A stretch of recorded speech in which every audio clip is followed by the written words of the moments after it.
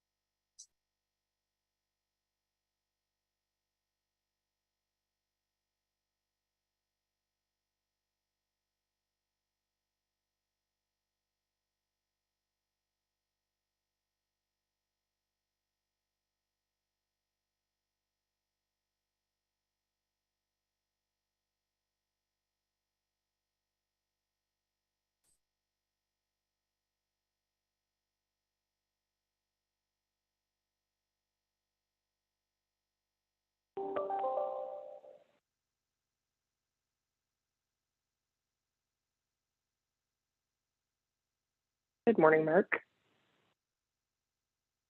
Good morning.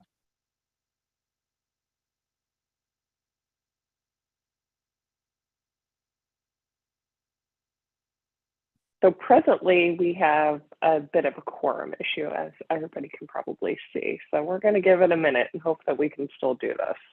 No, I think we're good, Kelly. I'm sorry, Lori. We got Matt Pond on. Looks like we have 7 in house, so we're good. All right. I can- So, okay. And you want to check? Are you good? I can take roll call real quick and let you know. Sounds good. Sounds good. I'll call the meeting of the Arizona Board of Pharmacy Rule Rewriting Task Force to order at 9:01 a.m. Wednesday, February 22nd, 2023. Cam, if you could take a roll call, please. Certainly. Ms. Walmsley, Present. Ms. Nair, Here. Mr. Dang, Mr. Pond, Mr. Pond. Here. Thank you.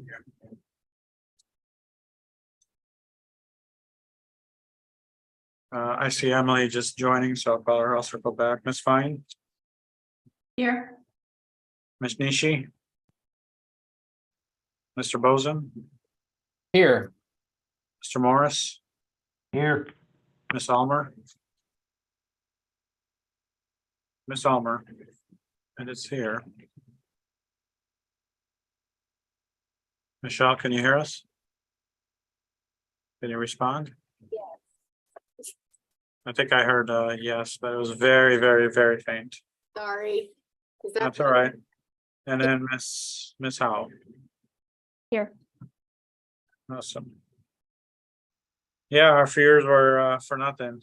Ms. Walmsley, we have a quorum, 2 unaccounted for and 8 present.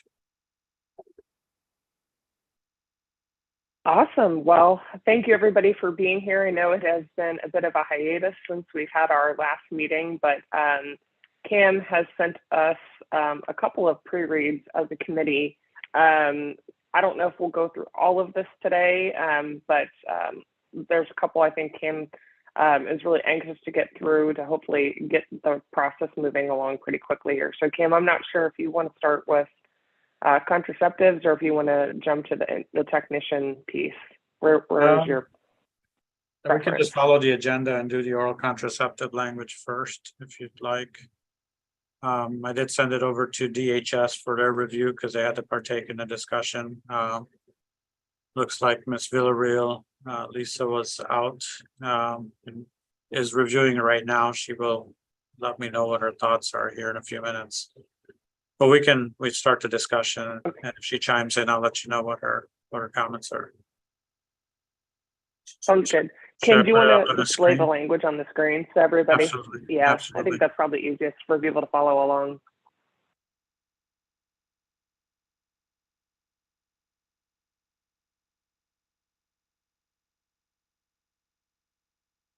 Let me know if you have trouble seeing it. I can enlarge it.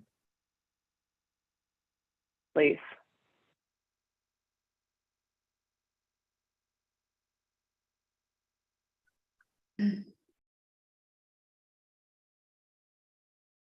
So if I may, Ms. Walmsley, the first section that was added was a CE requirement component that's in the CE requirements section. If you'll take a look at number C here, I highlighted it for your review. I know, Emily, I apologize, but I still had your Amazon account in my email, so this is probably the first time you have an opportunity to read it. That's quite okay. No worries. But here's a CE component. Any questions on that? It's, to me, it's. I pretty have one, What, Kim, I have one. This talks about a licensee who dispenses. Isn't it a licensee who prescribes? Because lots of licensees. yes, dispense. Could I put prescribes and dispenses? That's Should- fine. yes. And if you think prescribes is going to be a nasty word, we could use furnish like California does, or Something like that, yeah. Then do we have to define furnish? that might be, Or is prescribe? And I can highlight it so that we can take it offline, but I think the intent is to prescribe, right? So. If and it's, this is every renewal period. yes, So not, this would be a biannual requirement. correct. I doubt there'd be an issue for Okay. prescribed since it's a standing order. What if it was issues a prescription based on standing order? Or something along those lines? I like prescribe or order. I think that's more in line with modern terminology and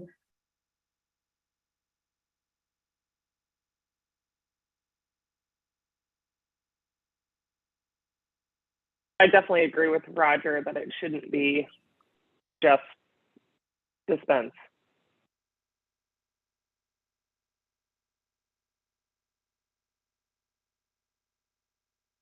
Would that be more clear or just leave it as prescribed?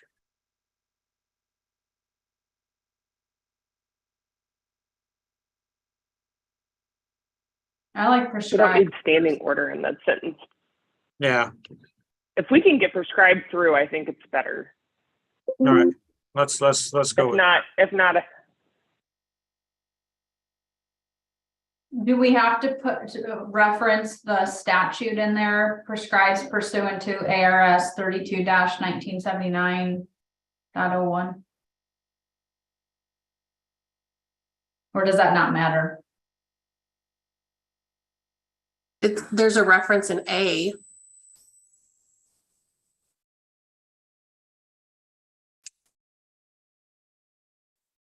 I mean, if there's a question ever of whether a pharmacist has the authority to prescribe, then it's nice to have a reference, but. I'm not sure if it's necessary. And we have some legal minds on our call that they can answer that question.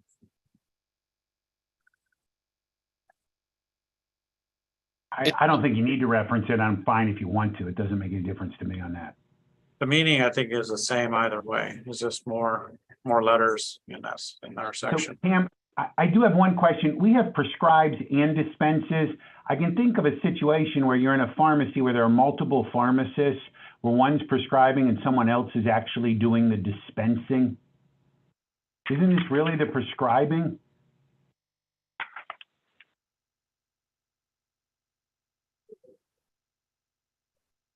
Yeah. I mean, they're authorized to dispense, right? I mean, we are dispensers at the end of the day. They're always authorized to dispense pursuant to a valid prescription. And Kelly, remind me of the statute. This is Mark. Remind me of the statute. What's the standing order part? Does it have to be a standing order or was there an independent yeah. prescription authority? No, it's under the standing order only. And who provides that standing order? Is it like a collaborative practice agreement? No. HHS, right? Well, and it could be done under collaborative practice, but this statute was more broad than that. Because you don't have to have a patient physician relationship. Oh, there it is.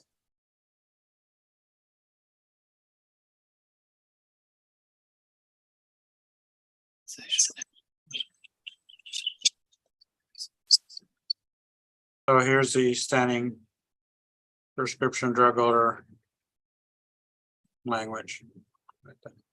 Okay. Thank you.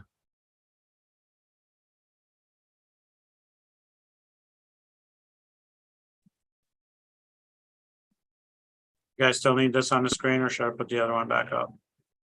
I'm fine. Thank you for pulling it up. No worries.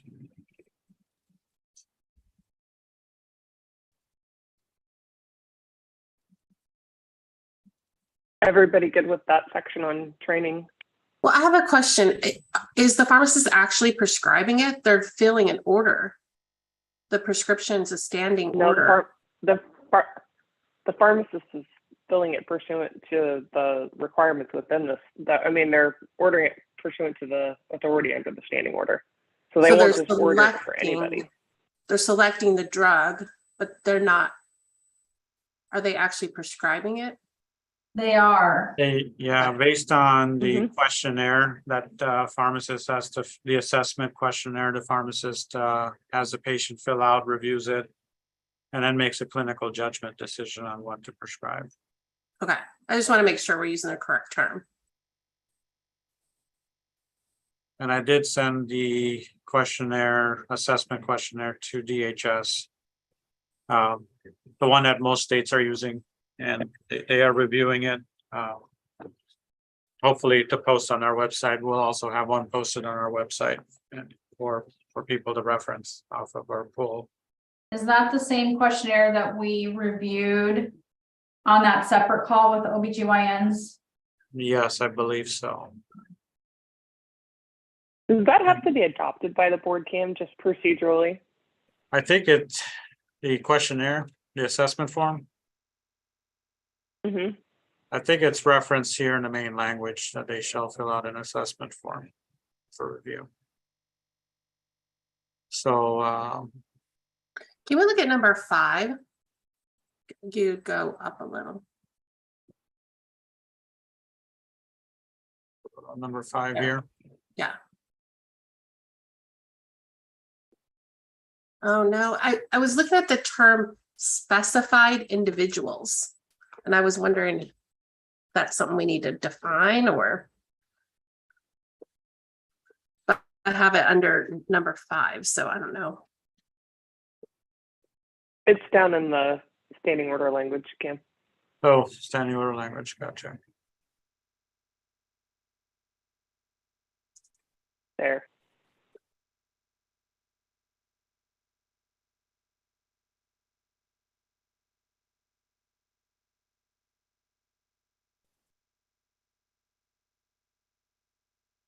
I have a question about B. Why did, maybe we discussed this already, I can't recall, but why are we doing the screening risk assessment every 6 months versus like annually? Well, that was gonna be my question when we got to it. I mean, this is a number that we just threw in there. As a conservative number, but we could obviously move it to annually if you guys like. I think that makes I more think annually. sense. Can they prescribe up to a Can you year? page up a little bit? Let me shrink it so I can have more.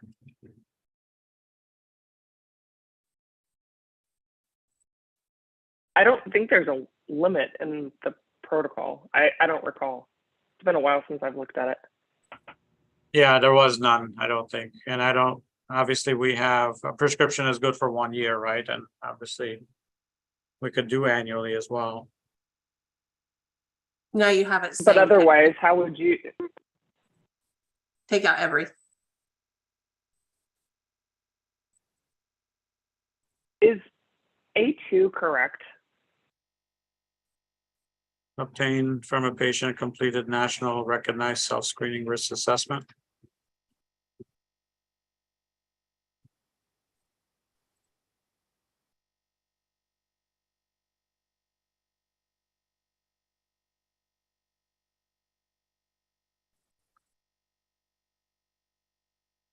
do we need nationally recognized, or just, can it just be a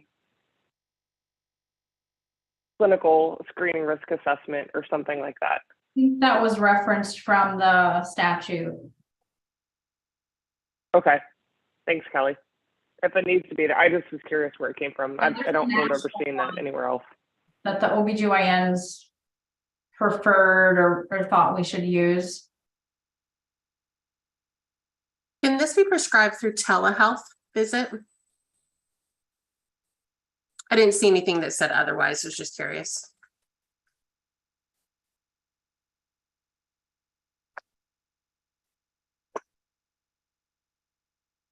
It would be, if you do it telehealth and it's a self-assessment form, I guess you could do the intake as a pharmacist, ask the questions over virtual format and collect the information. I think telehealth. But isn't a blood pressure required? I'm sorry. She I think said a blood pressure is required, though. Let me pull up the assessment form real quick here so that we can kind of review what the requirements are on there.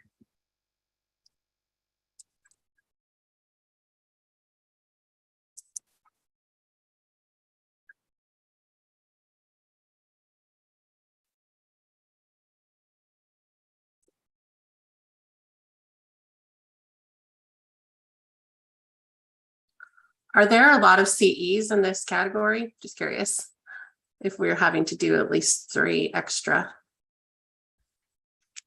I There's mean, quite a it's few probably now. not going to be a lot of new content, but there is CE out there. I was just curious if we should allow medical CEs or if there's enough that are pharmacist specific. We'll make sure there's enough. All right, good. There's a lot of states doing this now too, so I think the library of options is gonna be probably more significant now.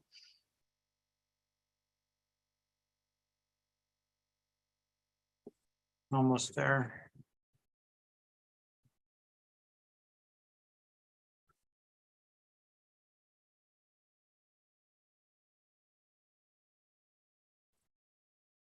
Hey, Lori, even if it does require blood pressure, I'm just not sure we want to limit it because I think there is technology that lets you do remote blood pressure and other things like that. Yeah, I'm Okay. supportive of doing it remotely. yeah. Is that something that they would have to put into the standing order, allowing us to do that remotely?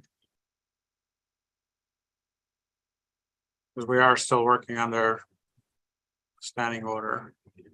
And what's I think- authorized under that. I think they could require, if they felt in the standing order that they felt it needed to be in person, I guess they could specify that in there, but I'm not sure.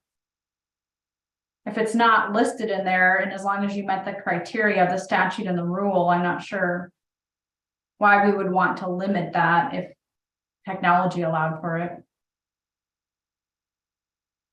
So This is here's all yes North or no. Carolina's Department of Health and Human Services, and this is very similar to other states.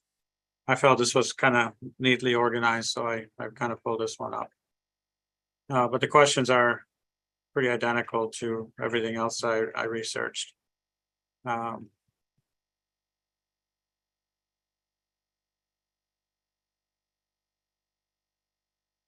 they aren't checking. Are they checking the blood pressure then under 28, or is that just self-reported? It's do you have high blood pressure? So this is self-reported, yes or no, they're not checking. So it really wouldn't matter then. I Yeah, don't really see any open-ended questions other than yes or no. Other than maybe this last one is if you answer yes. I mean, I'm definitely in favor of it, so that's why I asked. Oh, that's where the blood pressure is. There it is, yeah, right up here. But I don't think our statute requires that. I'm wondering if their statute requires it. I think there was a different questionnaire that we had talked about on our call. I'm not sure, maybe the questions are the same, but it looked different. It had different coloring, different colors on it. It had like red, green, and yellow, I believe. That's the ACOG one, I think, Yeah. that has because it gives them some guidance on, that one takes them down a pathway and like what to prescribe to, I think, Kelly. If I Yeah, remember that that was- correctly, it's been a while since I've looked at that one. So I think that was what we had talked about using. So I guess as long as the questions are the same, they'd probably be fine with it. But I think that refers to that nationally recognized risk assessment.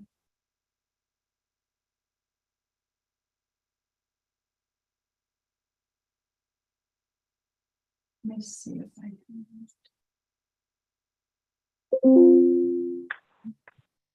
Okay, going back to.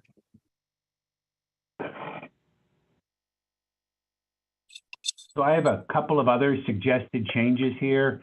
Since we changed the word dispensing to prescribing in the earlier section for CE, don't we need to change the word dispensing throughout all of this to prescribing? Yes. It shows up in almost every section. Yeah, it's under A. We need to look for all the words dispensed in the title. document. You're right. A, B, C, D, yeah.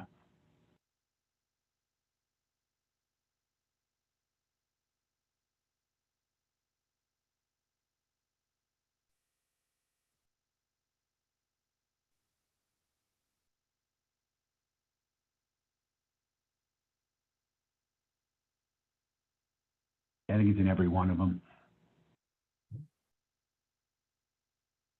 Good catch, Roger. I think it's in B, C, D, and E, the first line, the sentence of each cam. Mm-hmm. And I have one more suggested change, but I'll let Cam catch up with his typing.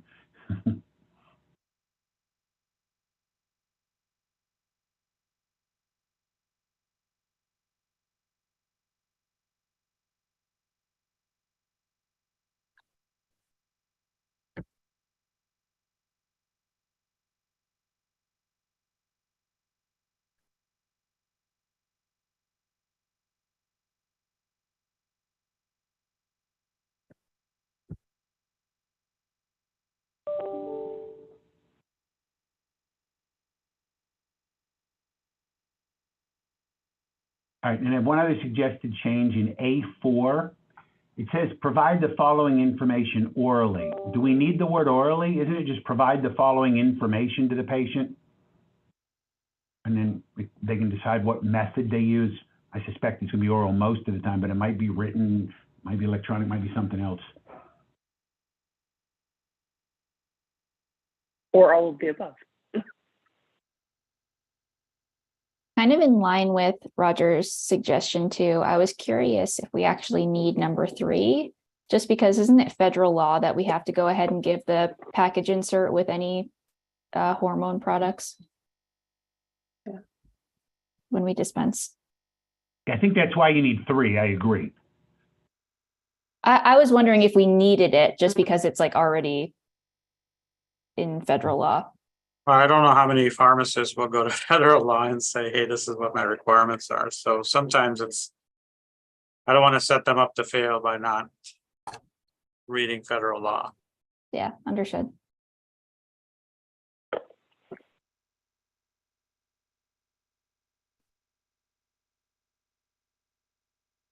I saw a little grammar thing on 11B.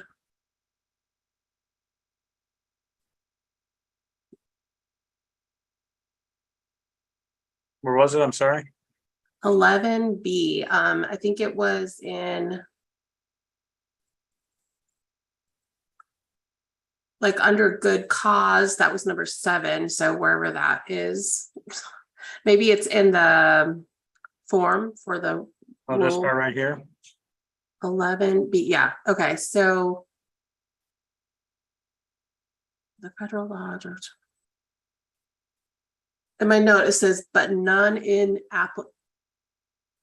none are applicable. None is applicable, none are.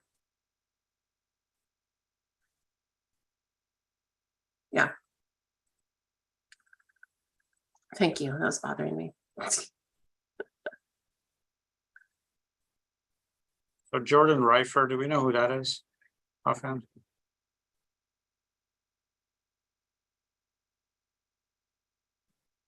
Oh, On she the is call? my student. I think she used this link. If you Okay. prefer, you can have her dial into the, what do you No call worries, it? I just don't want Live. anybody to Zoom Okay. bomb us or anything, you know, so. Okay. Any other thoughts on this language, guys?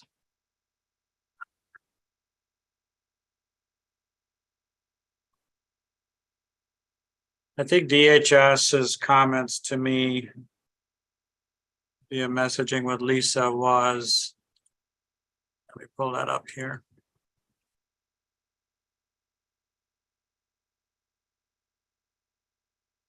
She thinks it's close. She didn't like the 6-month renewal thing either, so I did tell her we moved it to annual.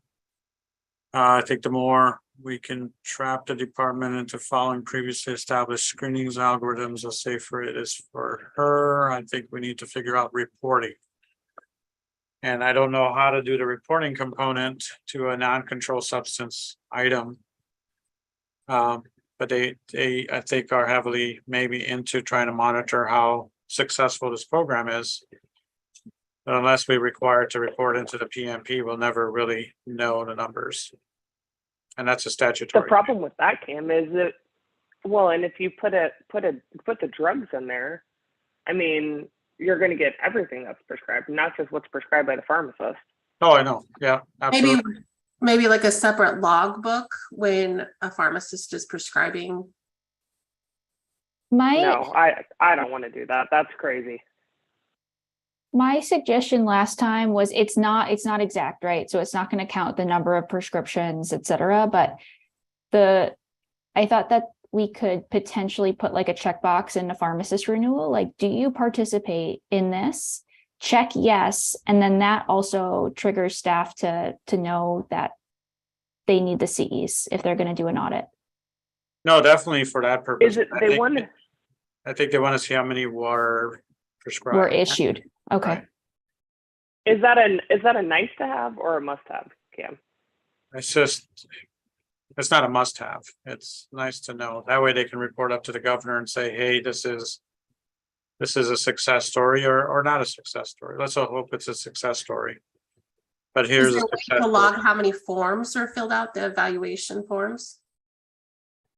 Yeah, but how do we collect that data?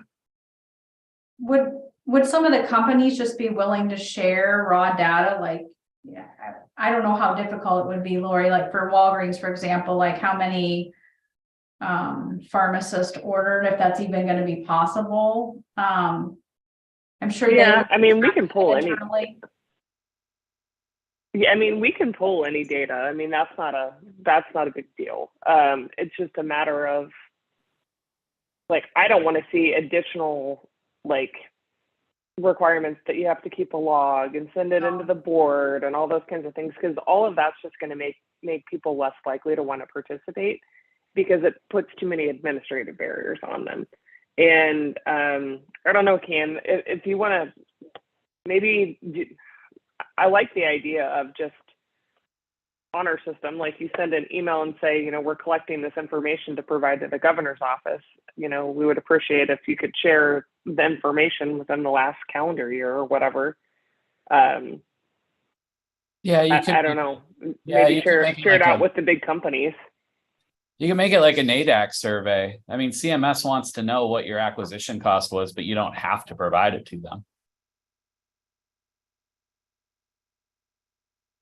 Yeah, that's true. I mean, I guess you could do it on a pharmacist basis or a pharmacy basis. Like there are states where I have to fill out surveys when I renew and they're optional.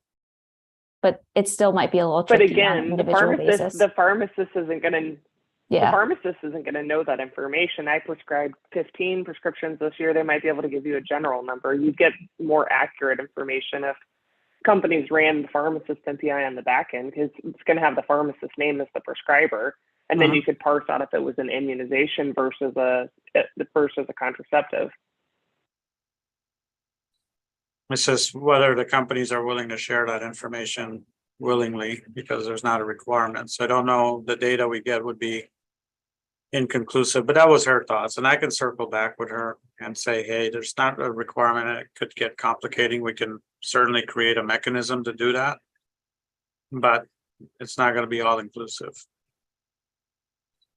I mean, the easiest thing for companies to report would be the PMP data. But then your team's gonna end up having to sort through all that information. Who's a pharmacist, who's a regular prescriber? Yeah.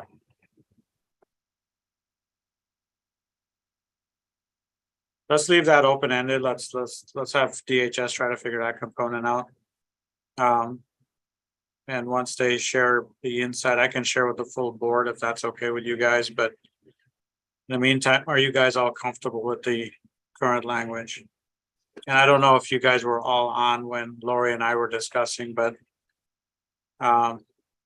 the first package here, the oral contraceptive and the technician immunization packet I shared with you is priority. And what I'd like to do, if it's okay with the committee here, is have a quick meeting with the board members to kind of give their thumbs up and approval and try to move these things along as quickly as possible. Any other thoughts on this package here? I just wanted to, can you hear me now? Yeah, faintly, but yeah. Yeah. I won't be on screen because you don't have to look up my nostrils and so forth. But thank you very much for putting this forward as a priority. Really means a lot to the industry, and grateful for that. No, not a problem. And as I was telling Lori is, I've been in talks with the governor's office and they have, the iron is hot, and I figure this is a good opportunity to reintroduce some of these things. Reintroduce at least the immunization one that we're going to talk about next. This oral contraceptive is a new topic for us, but it is high priority for the governor's office as well. So. All right, should we take a vote on this package, Lori? Make sure I think so. Is there any other last minute feedback on this one, or is everybody directionally comfortable? We'll obviously discuss it still as a board, and it'll still go out for public comment. So all those in favor of moving forward to the board? Aye. Aye. Aye. Any opposed? Hearing none, motion passes unanimously. right. Let's jump on to technician immunization. Let me pull that one up here real quick.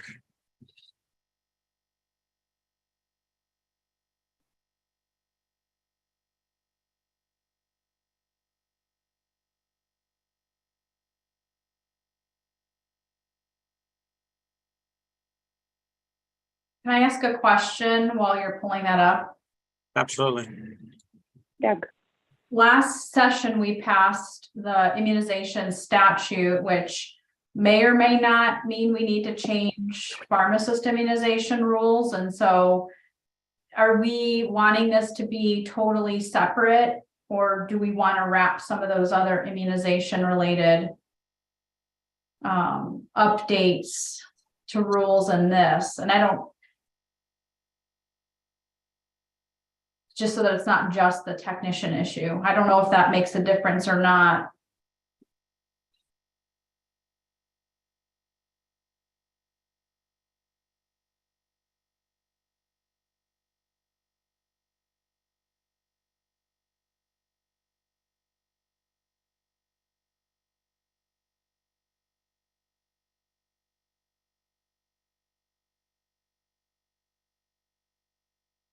What does anybody think about that? Do we need to make changes based on the statute change, or do you have recommendations for that, Kelly? I didn't have time to pull it up, but I think we have a section of the pharmacist rules already in here. But it was just a suggestion, and if it doesn't, I thought it mimicked the statute for some reason, or the old statute, but maybe that was fixed. Let me. I mean, the section we add, Kelly, is administer a vaccine when the authority to administer the vaccine. So it speaks very generically.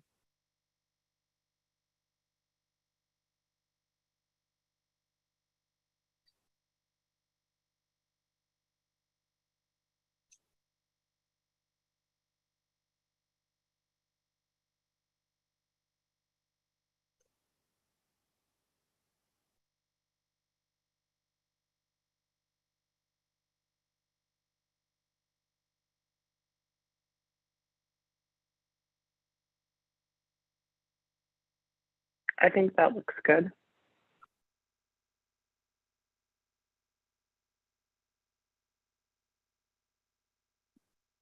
What feedback does anybody have on number 5?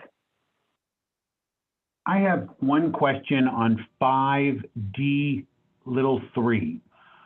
And it says 2 contact hours of CE during each licensee renewal period. Don't we just care about the most recent? Because they don't have to go back historically. Don't you just want it for current?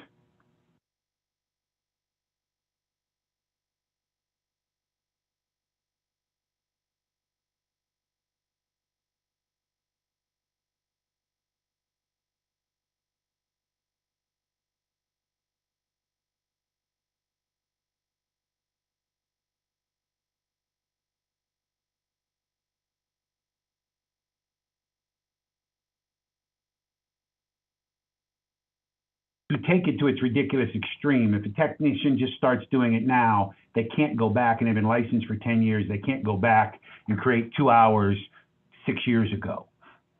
So take out during each and put per. Or for the current, or while they're administering something. But you're renewing, so that's future, right? Right.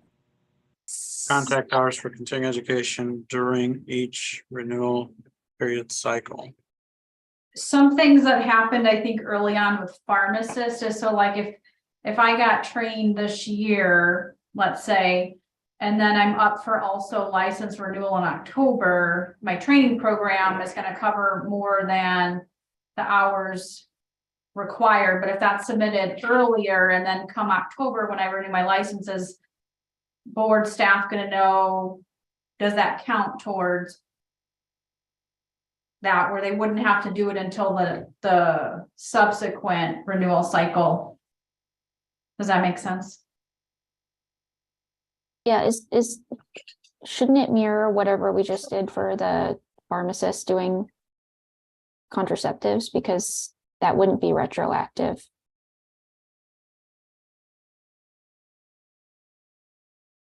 Yeah, and what does the pharmacist immunization CE add language look like? Because it's really the same thing. Same thing. It's just if you're providing vaccinations, you have to do the CE during that renewal period. Would this kind of fix it as participating in 2 contact hours of continuing education during each renewal period?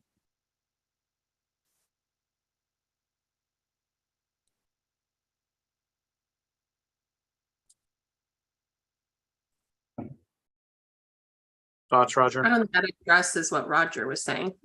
Yeah, while you're when you're actually doing the immunizations. I said I can't go backwards in time and create something when I wasn't doing them. No, but if you wanted to do immunizations today, you need to take the 2 hours before you start, right? Agreed, So, but I don't need to basically- take 2 years ago. I don't need to take No. them 2 years ago. No, not for prior renewals, but any. Today going forward, if you're gonna do immunization, you have to have 2 hours under your belt. And you gotta have 2 hours before you renew. So now we're not talking about 4, we're just having total of 2 hours before you renew your license, if you're participating in this.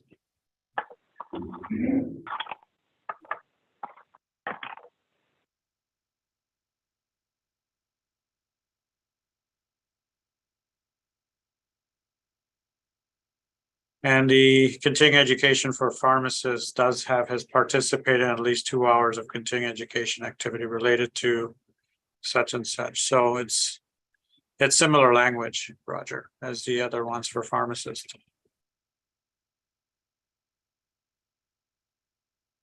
When I read it the first time, I was concerned that since it says each, there's going to be people who don't have the 2 hours in every renewal cycle because they weren't doing the immunizations during some period of time.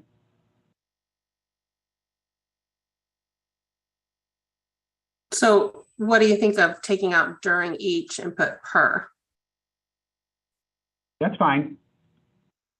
I just, Kind of the same. That's kind of the same thing though, Kristen. It's just a different way of saying it. I think Roger doesn't like the term each. well, I guess, but aren't we concerned about that they have 2 hours of current continuing education? I almost think that now by adding the has participated, let's say it's January 1st, November 1st or whatever it is after their renewal period, like, would they not be able to start doing it again in that new period unless they completed those CEs? I feel like the past tense is strange here. I don't like the has participated either. Maybe we just need to reference, like. Somehow reference like after initial training. You know, the licensee is required to complete 2 hours. For each renewal period. I mean, D already states that, Cam. The words I thought was take out the word each and just replace it with the most recent. Can we just make that another number maybe, so it doesn't get confusing, that the training and the CPR required to do it, and then make that a separate bullet in order to maintain or continue administering, technicians must complete 2 contact hours of continuing education each renewal period, or however we want to word that.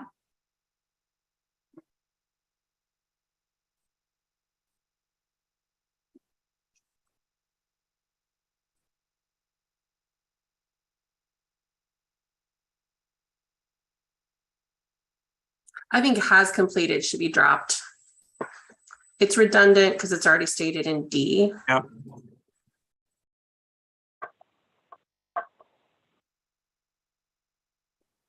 To contact hours of continuing education during the most current renewal period.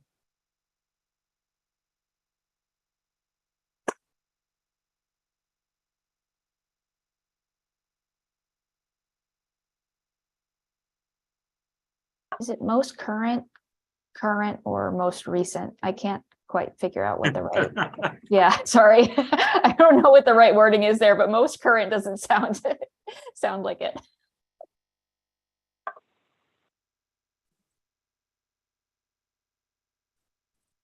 Just taking out most. Does that sound better, Emily? Yeah, I think so. Yeah. I don't like that or about. It's I don't just either. I like don't this. either. It seems I too don't know what bothers. Yeah. Or on the topic of, regarding or on the topic of. Yeah. I'm glad you said that. I was like thinking it, but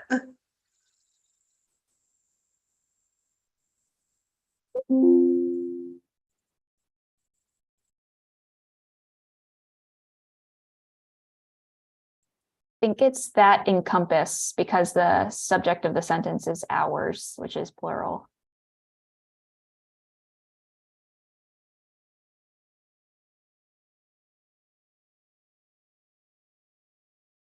And are approved by the ACP.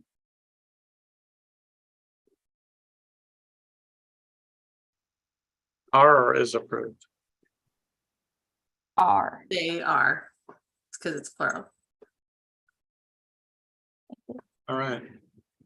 So I have one more, it's just a really tiny nit, but it's 5D. there is evidence in the pharmacy. I don't know why the word file is necessary. That the pharmacy technician has completed the following. Well, and do we really want to require the CE be kept in the pharmacy, or isn't that an individual requirement that they would need to be able to provide as a part of an audit? The initial training, maybe, but do we want CE records for those technicians in each of the stores? Yeah, I would think the technician would just keep their own for CPE an monitor, hopefully. audit purposes, yeah. Retrievable.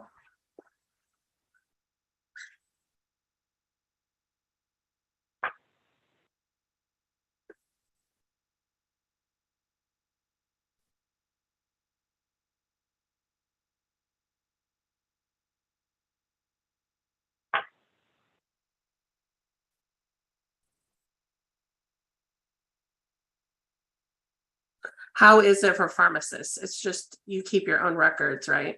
And yeah, they gotta keep it for 5 years, requirements for CE, and that's outlined in another section. But I mean, if we simply change it to there is evidence, the pharmacy technician has completed the following, kind of leaves it open-ended. And yeah, it is really the pharmacy technician's responsibility at the end of the day. And that's outlined in the pharmacy technician CE section. The pharmacist still has to keep record of any tasks that they're delegating or that provide proof that the technician's been trained on that function. So Should we that's- reference the CE section? Not the CE, just the initial training. And that's in number 6.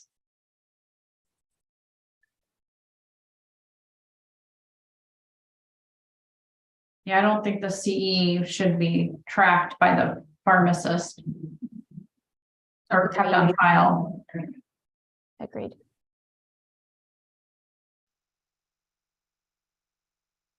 But I think this is open-ended enough that it doesn't necessarily have to be physically present. I agree too. I mean, it could be electronic or whatever, or it could be filed later if they have their personal CE stuff at home.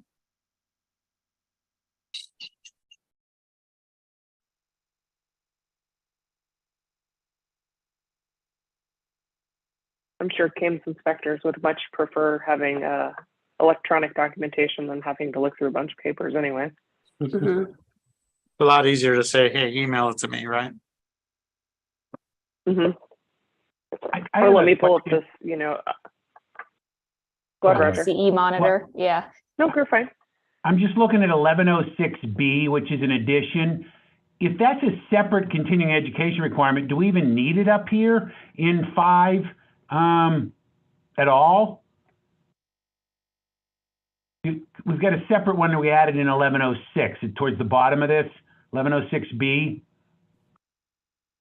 Do we need to worry about all that stuff we just talked about with recent and current and?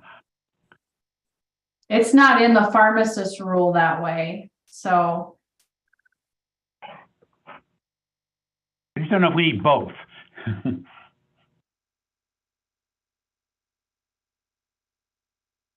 Yeah, to your point, do we put it, that's what we were trying to do as we were going through this whole thing, is to have all of the CE requirements in one place versus for technology assisted verification, you have to do CE versus, this versus the other. So technicians should probably be the same way for simplicity.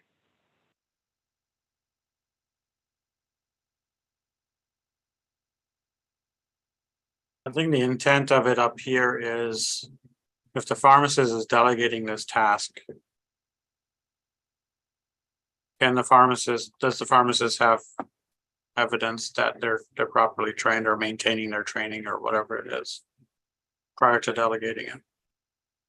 But then looks like you're delegating the responsibility to check up on CE to the pharmacist.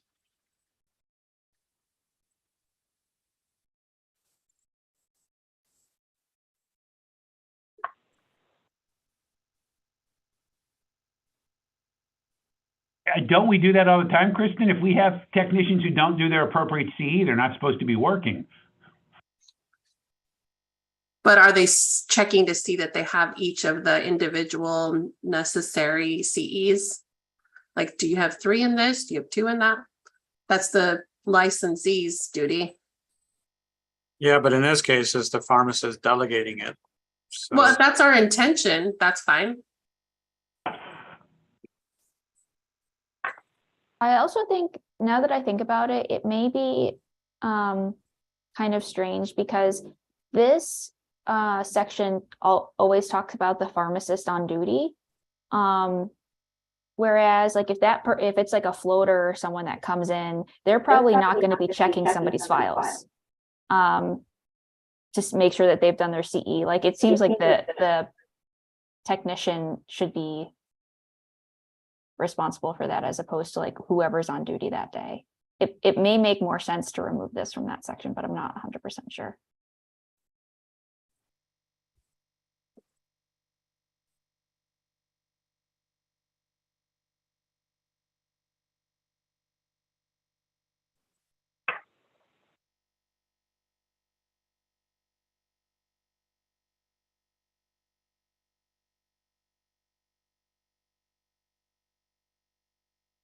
guys, hang on a second. Okay.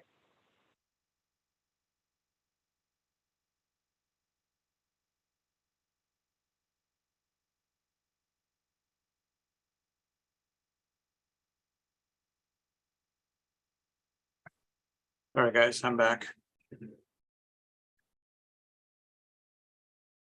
Cam, let's do it this way. If it turns out a technician is doing a bunch of immunizations and they didn't have the appropriate CE, isn't the board going to charge both the pharmacist and the tech with not being in compliance?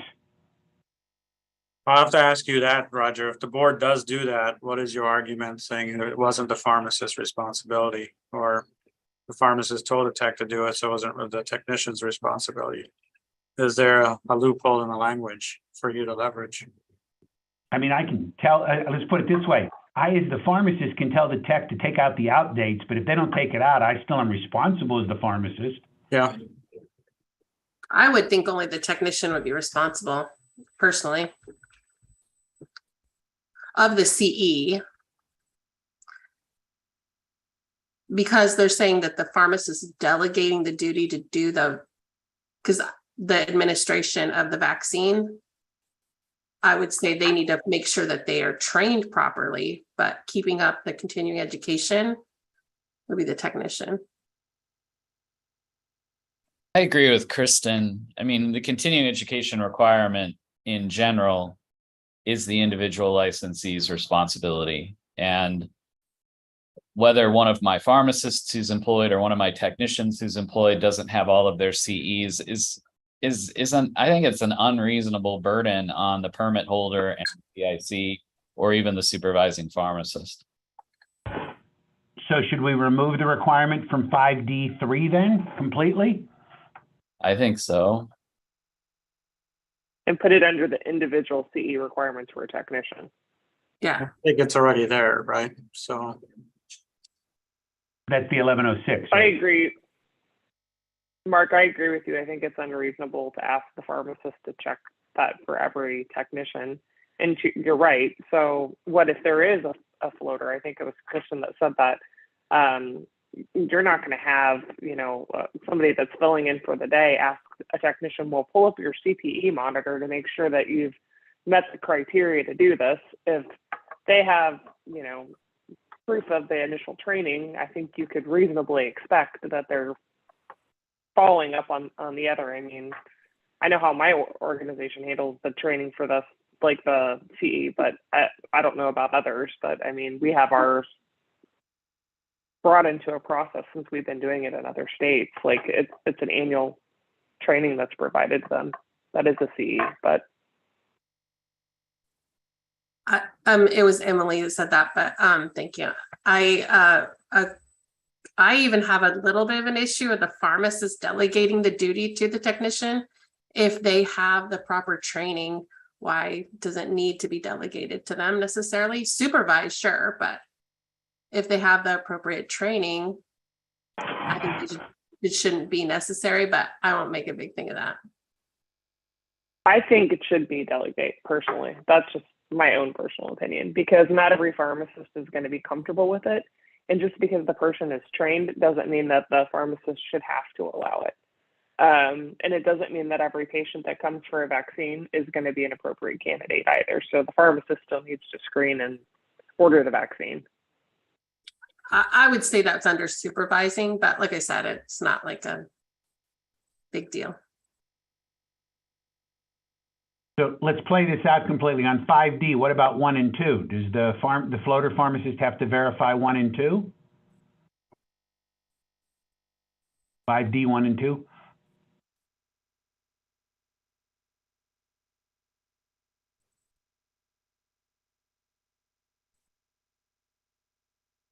Well, if they're delegating it to the person, I guess they probably better make sure that they have the proper training. So that's even harder. The CPE monitor is pretty easy tool, but I honestly don't know where my certificate is from my immunization training. Except for that's true. So are we going to issue licenses? I know that was a point of contention on another call, and I don't think we ever got there. Are we going to continue to issue immunization licenses for pharmacists? Because if that's the case and we issue an immunization license for a technician, that could be pulled up on their profile, which would be easy for somebody to validate. Agreed. Granted, I don't love having the license personally. I think it's a lot of extra work on the board staff and Some kind slow of down access. I don't. recognition online would just be simple enough. You don't have to issue a license.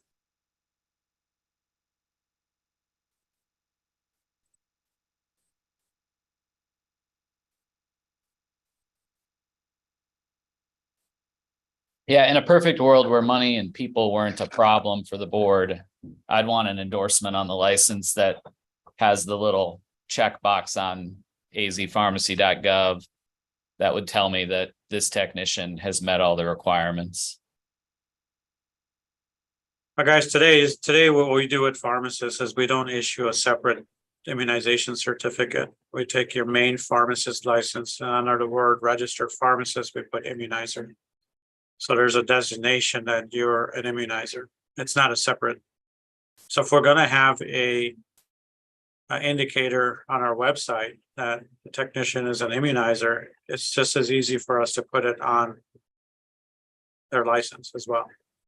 Is the designation on the website and on their license, does that not having that preclude them from doing it? So for instance, let's say they have all the pieces that they need, CPR training, CE. Do they need to then wait for the board to update the website to start doing it? It's real live information. So if I accept that application now and enter it, it's live the very next minute. So you can, we don't have to update anything. It updates all the time. Okay, that's helpful to know. But how long is it taking staff to process that, Cam? Right now, I can tell you we're processing technician applications, a complete technician application within a week, no more than 2 weeks. So an immunization one is not as detailed as a technician application. So it only requires us probably a day or two, I would think, to update that if we're caught up. Renewal cycles are a little different because it's busier during those times. But on a normal month, it shouldn't take too long at all. And that's going away though, Cam. So I'm sorry? our statute took that process away where pharmacists no longer have to fill out the application. We still have to attest to it, but that application process isn't part of the statute. And I think because the technicians, this is a delegated duty and it's up to the pharmacist who's working. I don't know if it should just be online or something that they manage at their individual pharmacy. Because it could differ based on who's on duty or if it's a floater or whoever. So just to recap, the board is going to put some kind of vaccine administrator indication on technician license. Would be hardest for us to put that indicator unless we know that they've completed the training. I wouldn't feel comfortable putting something on there attesting someone's trained. But I think for pharmacists, we have to submit the training, right? Or no? To get Not it. anymore. Oh, okay, sorry. Per I didn't statute. understand that. Okay. Board staff would want to know anyway when they're doing an audit, right? We would, it just makes it complicating for us if they don't have to let us know that they did the training and we don't have a designation, then we have to siphon through records and ask questions when we're at a store. What are these folks, our immunizers? I mean, it sounds to me like we need to have it sent to the board once it's complete. But to Kelly's point, if there's no requirement, we can't force people to give us that information. That's required. So I move. Well, we removed that, Kristen, in our bill last year. Specifically. So I feel like, I think there's like probably two options here for a pharmacist or a pharmacy to verify that a technician can give immunizations with all three of the pieces required, right? So one option could be that it's indicated on the board website. It's an optional thing, et cetera. That makes it super easy for businesses or new pharmacists or whatever. I also think that there's an option where the business is like always going to verify this anyway, right? Like at the start. So if there's some sort of record, either at the board or within the business that this has been checked and verified, I think that I would personally feel comfortable, and it seems reasonable that other folks would too. That verification lives somewhere, that they don't have to cross-reference those documents every time someone else has checked. I think when we look at other states and kind of the move to like standards of care, it's your individual responsibility as a licensee or the PIC or pharmacist on duty to make sure you're complying with the law. And so I guess I always err on the side of people need to be informed and do the right thing, make sure they have the proper training to do what it is, and the compliance officers can always double check that. But creating extra processes and applications and adding that additional burden on board staff and having to have this process of waiting for blood drops to appear on your profile just slows down the ability of these stores to get people who are trained and meet all the criteria from being able to get started. And so that's my personal opinion on that, is I think we need to give that responsibility back. I think this is a delegated task, and I think it's up to the pharmacist delegating the task to make sure that the person they're delegating it to is trained. And I'm And not most states do biased. not require, most states don't require a separate application and registration for this. Right. Most states don't. right.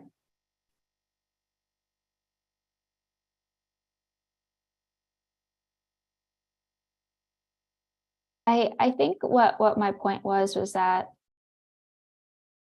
I don't think that every pharmacist on duty should have to verify this paperwork if they choose to delegate. I think they should be able to decide, like, if their employer has already screened this person to be able to do that task, that should be enough, as opposed to having to verify each of these things.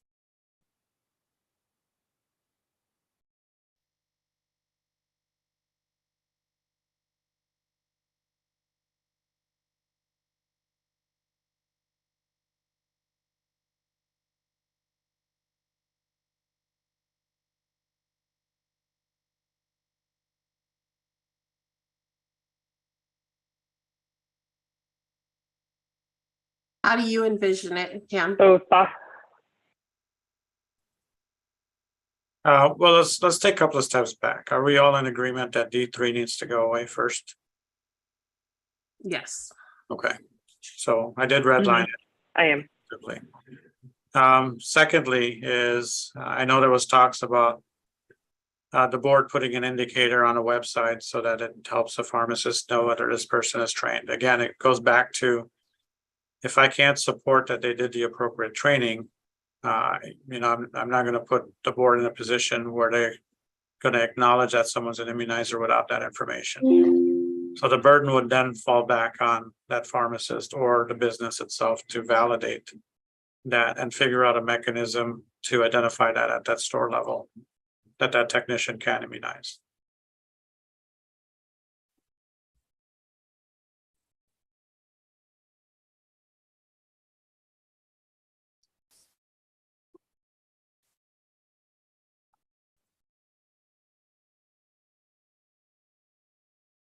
We want to take a poll one by one and see how people feel about that. Seems like there's some mixed opinions here.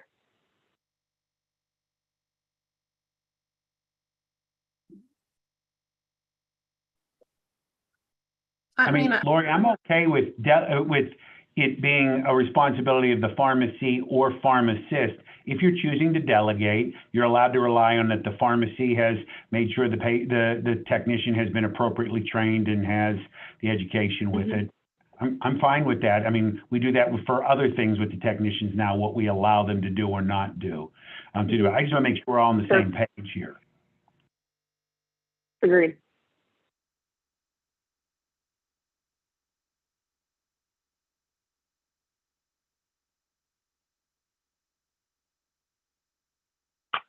Thoughts from the group?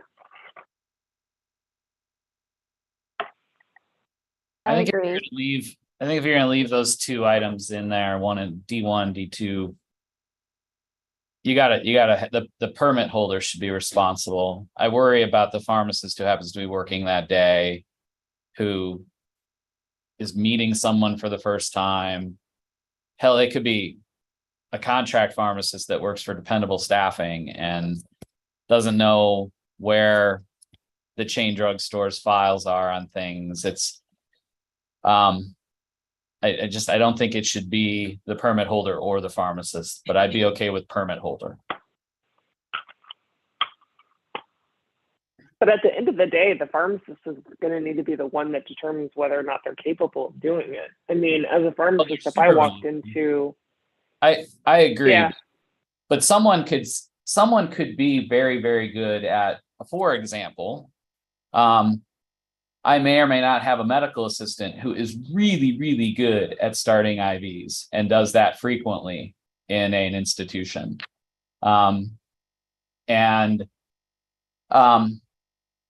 Supervising her, she does it better than most RNs, but she may or may not have training in that. And how would the employee that's on shift that day who has been told, hey, you've got an adequate staff here, they're very, very good. When you supervise their technique, they look very, very good. Giving an immunization candidly isn't very hard. And so true. I worry about placing, I love working community pharmacy. It is my favorite practice setting, but it is really, really hard to balance everything there. And if I've got extra paperwork I've got to deal with, I'm not sure we're getting to the goal, which is improving access to immunizations by leveraging the technician staff. Because if I'm working for Dependable Staffing and I'm going into one of your stores, Lori, I'm just be like, you know what? I don't know where Walgreens keeps anything. I'm just going to have to do all the shots today. I'm sorry. This is going to be safe. That's not, Yeah, I agree with Mark that if the burden and the onus is on the individual pharmacist to do this, more times than not, it's just not going to be done. I think there has to be a different workaround that doesn't require the individual pharmacist to carry that burden.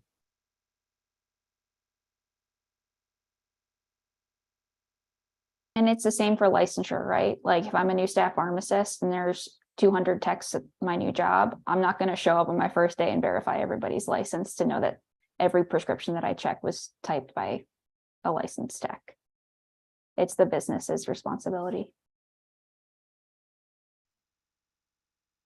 So change C to permit holder instead of pharmacist on duty, and leave pharmacist on duty in A. I was wondering where pharmacist on duty came from. Is that some kind of compromise that was made? Like people weren't comfortable with the permit holder making the decision for them? The pharmacist has I to don't feel personally comfortable. think that. Yeah, I feel strongly that it's an individual pharmacist that needs to make that decision, not the permit holder. Can you repeat that? Who needs to make that decision, not the, I think that the individual pharmacist needs to make the decision on whether or not they're comfortable using Lori as a technician or Kristen as a technician or both of us as a technician. Just because you complete the training doesn't mean that the pharmacist is satisfied with their skill to be able to administer the vaccine. And if that's the case and the pharmacist doesn't want them to do that, then they shouldn't do that, just like today is occurring in our pharmacies. If the technician is terrible at data entry and it's not being done safely, then maybe the pharmacist doesn't let them do data entry. I think that a pharmacist has that ability, even, I don't know, I guess if the permit holder is responsible, they might not have that ability, but I would just think that that would be part of the judgment of the pharmacist and not have to be stated.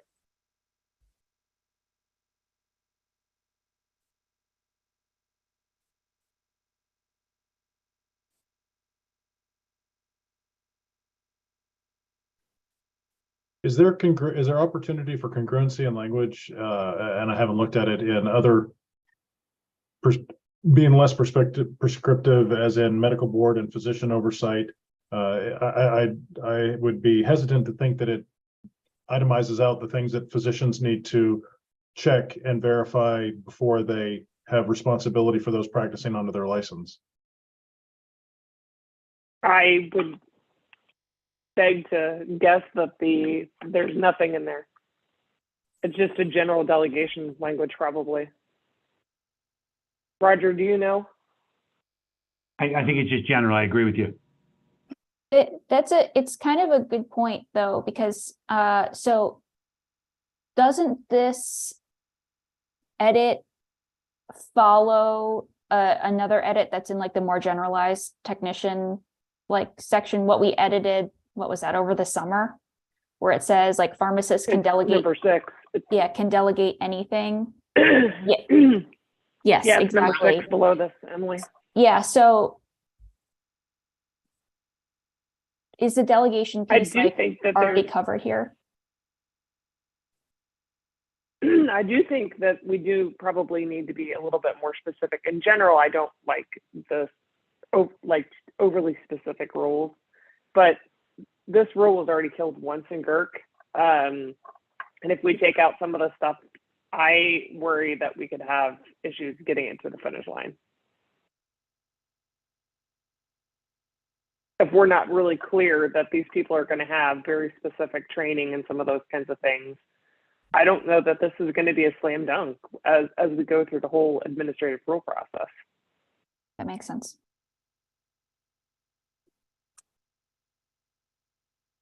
But the training, we're not asking for it to go away. I don't know what sticking points they had, except for how we presented it. I mean, They just didn't like vaccines. So, Yeah. vaccines and then the avenue of how we presented it. yeah.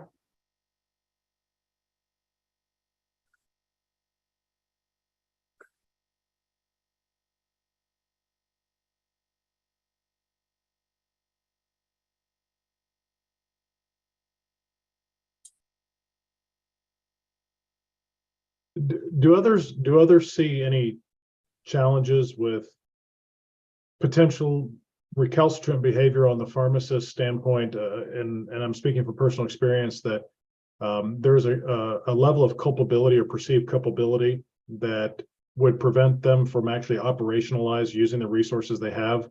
If they feel that they're culpable, that they have to ensure that training is on file, and that they have to go back and check everything, especially when you have a really busy day, you're filling hundreds and hundreds of prescriptions, and the onus is on the pharmacist to check files. And it seems that eventually the pharmacist would just say, you know what, never mind, I'll just do it, because there's so much tape to go through. It seems quite burdensome to the pharmacists.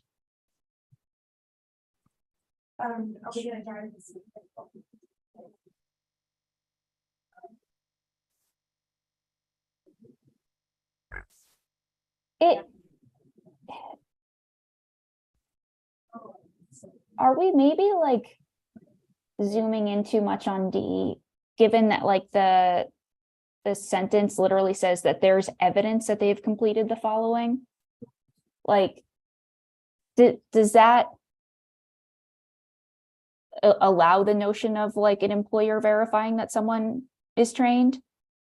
Probably not, right? And like the board is the one enforcing this. Is that understood?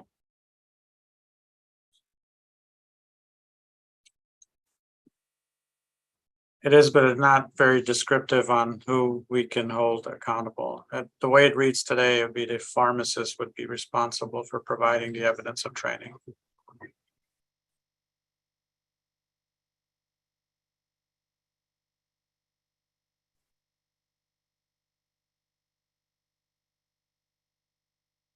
Yeah, I better share it.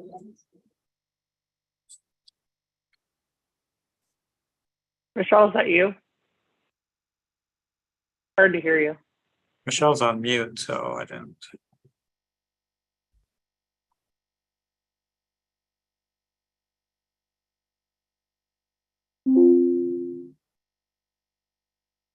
If we want to just take a little break from this conversation, I can bring up something else so you can gather your thoughts. Is this line right here.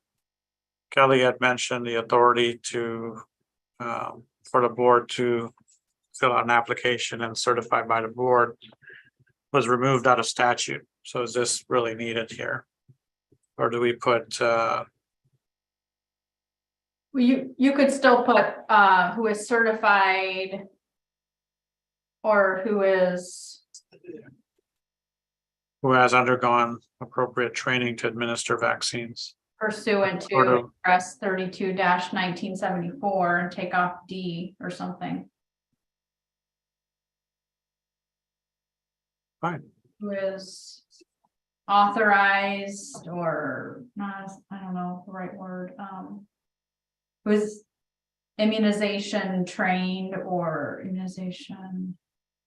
I mean, they're still certified, I guess, it's just the onus of is It's- on the individual. Yeah, it's not by the board anymore. So Who is certified pursuant to ARS 32-1974.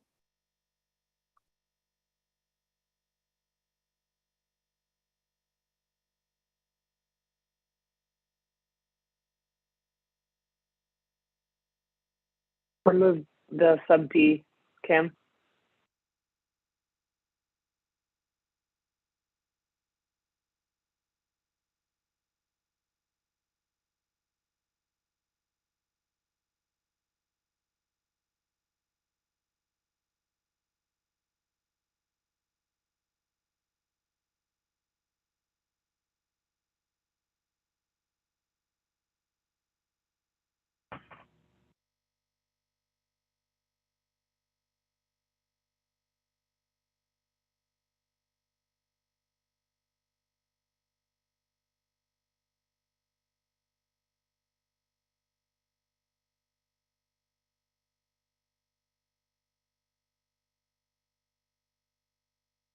I like that, Kim.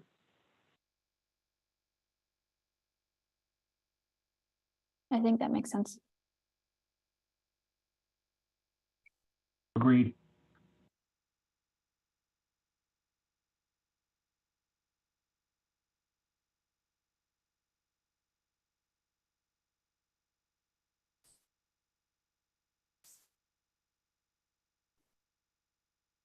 While we have this open, do we want to address number 6 around the same thing that you brought up, Roger, about the file? So we don't necessarily have to have like, Yeah, just in the pharmacy. Yeah. or documentation, something to that effect. So that way Yeah. it's broader of how it can be retained. Yep. perform a task not related to professional judgment if the task is delegated, to the technician by the pharmacist on duty. After the pharmacist on duty ensures that the technician is trained to do the task and there is documentation of the training or something that to that effect, and get rid of the exists in the file.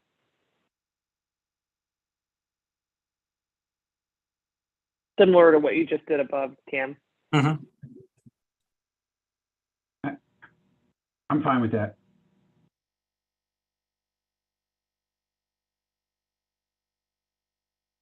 I have one more, just given the changes we made. Can we combine A and C into just C, which says administration of the vaccine is delegated by and done under the supervision of, and continuing on?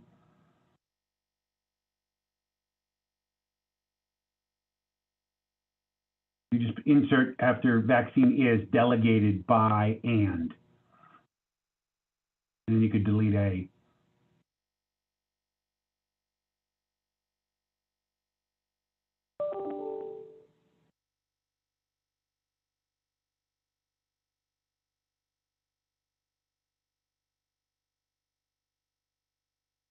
You're saying delete all of A.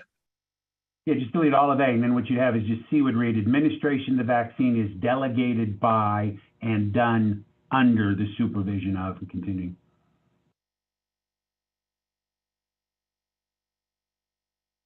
Yeah. I think the word is can stay, but.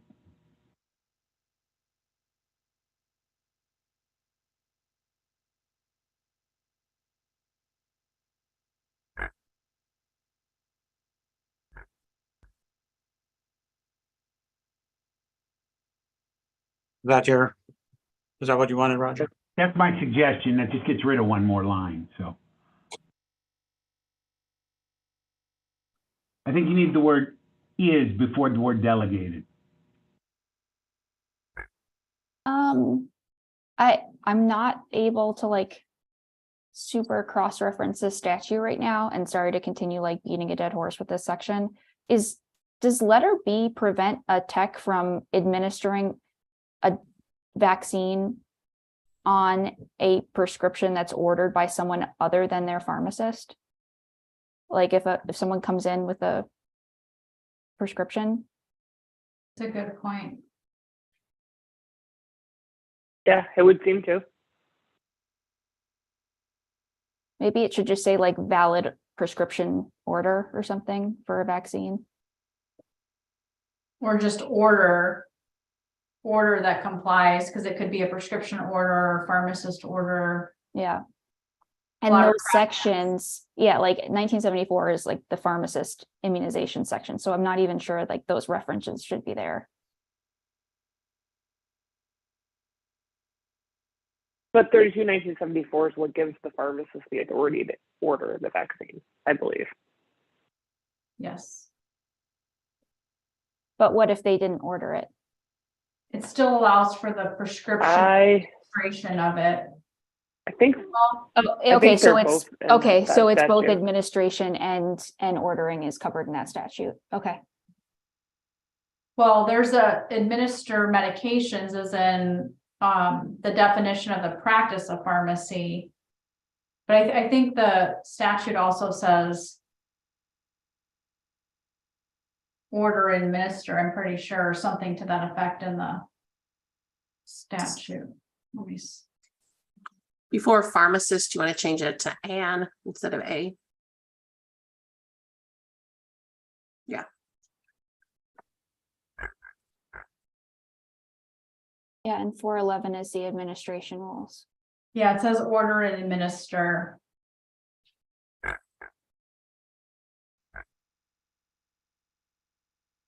In the statute.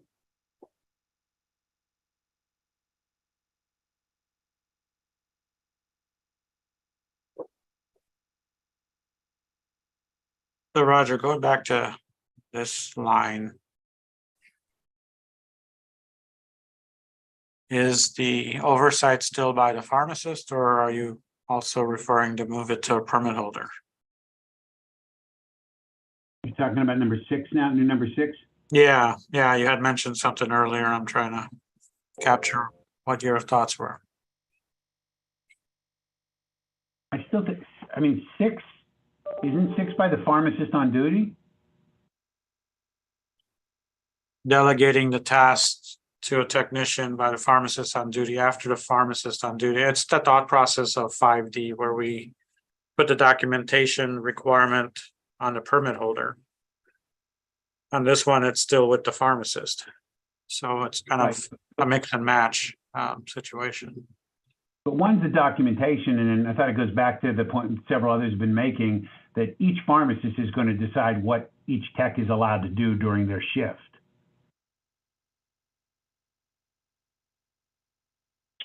Kim, what if we change it to perform a task not related to professional judgment if the task is delegated to the pharmacy technician by the pharmacist on duty? How do we have it? And there is documentation by the permit holder that the pharmacy technician is trained to do the task. Yep. Something to that effect. And then it's more similar to what we did above. I like that.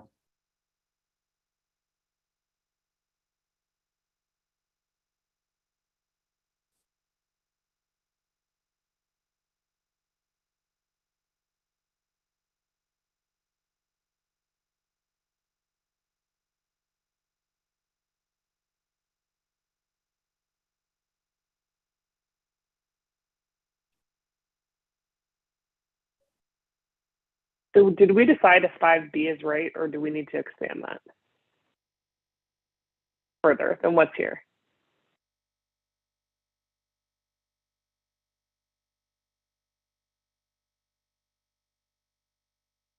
Which one, Lori, did you say?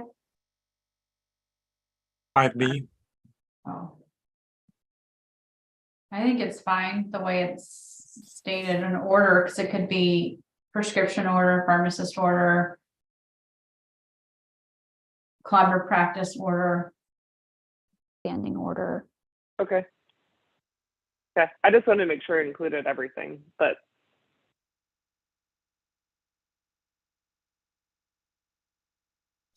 We have to change the grammar on 6.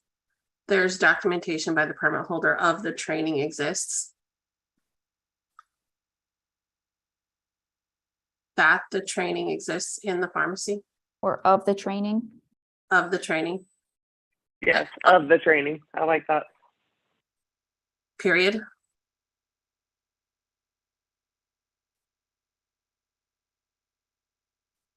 No, not period, because the below that is the exclusions there. Yeah, I think there's a semicolon at the end of the sentence. Oh, I'm sorry. Should we take Yeah, out could- what I meant was take out in the pharmacy or just?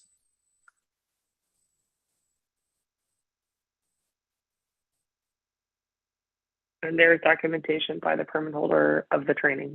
Yeah, I like that. Get rid of the in the pharmacy.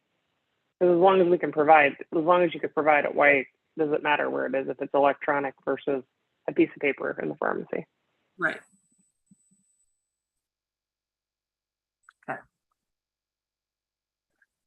I like it.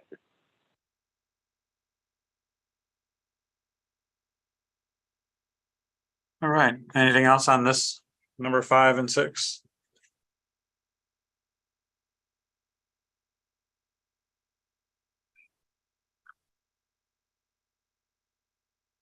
So we eliminated this, obviously, because of 5. Mhm. I don't think there's a lot of discussion on this one. And then last thing added was the CE component.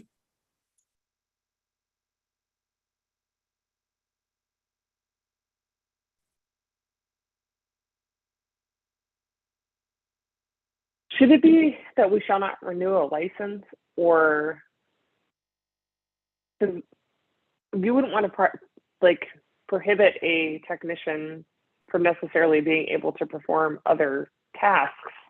Yeah. Like data entry and those kinds of things, like, but they shouldn't be performing immunizations unless they've done the training.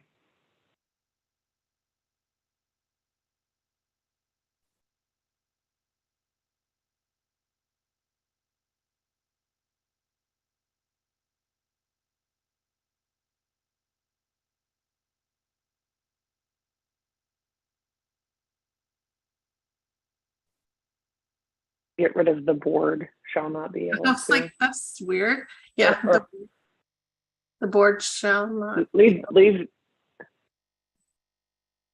Hang on, I'm gonna go back. special case.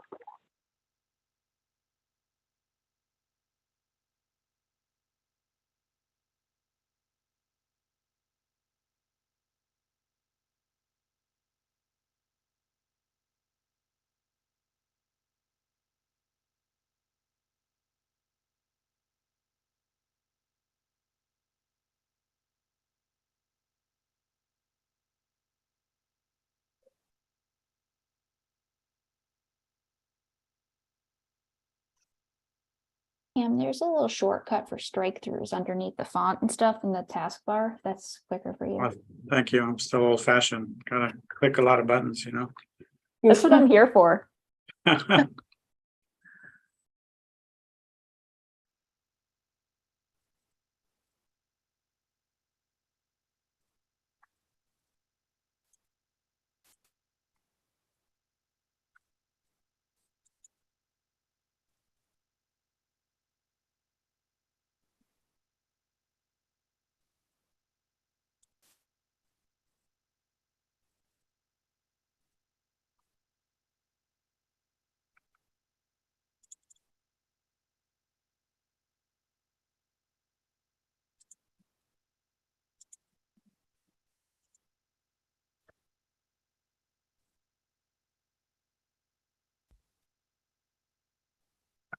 Don't we have the same timing issue within the last renewal period or some period? It's not just a one-time 2-hour.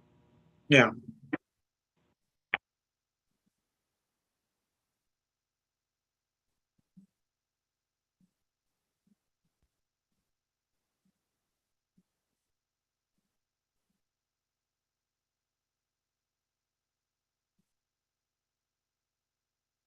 My heart just skipped a beat. I got an email that my daughter's not at school.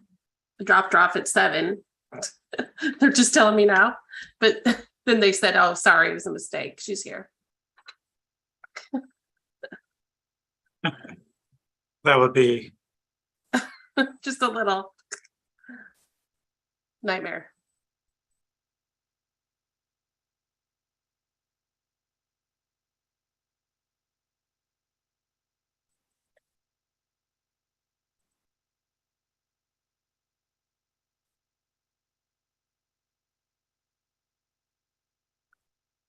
For some reason, the word special seems strange to me. Is that the way we phrase it everywhere else?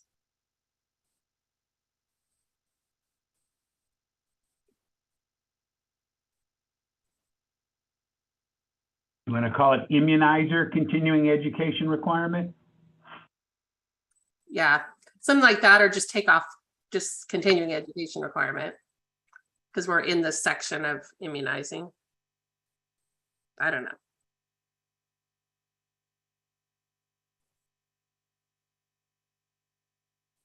Also listed in the pharmacist requirements. I think this is in the continuing education requirements for a tech. Yeah, but to Kristen's point about the special continuing education, It is that way everywhere else. I'll look real quick. I have it open. I like that better personally. It does say special for pharmacists, special continuing education requirement. Okay, There's general and then special. so let's leave it with special then. all right. Will be special. Pharmacy technicians are special, Kristen. So true. So how does that read, guys?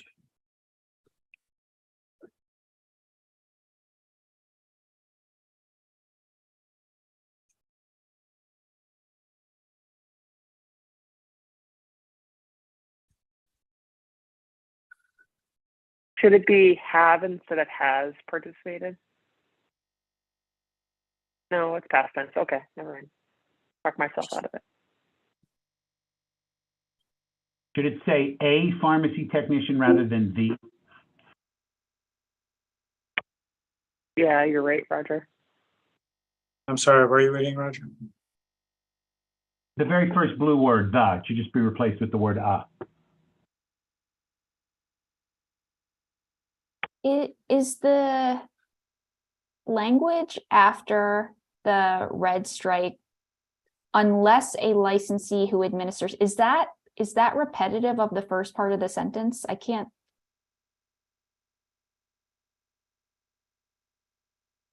It sounds like you're talking about two different people when I read it. Maybe a pharmacy technician shall not administer vaccinations unless authorized under da da da da And they have participated in at least two. and has participated in. Yeah, Yeah, That I think would it's be missing an and there's some extra words, yeah. Could use that pursuant thing again, a pharmacy technician shall not administer vaccines pursuant to R 4-22 da da da unless. Or something like that. And then take out the unless a licensee who administers.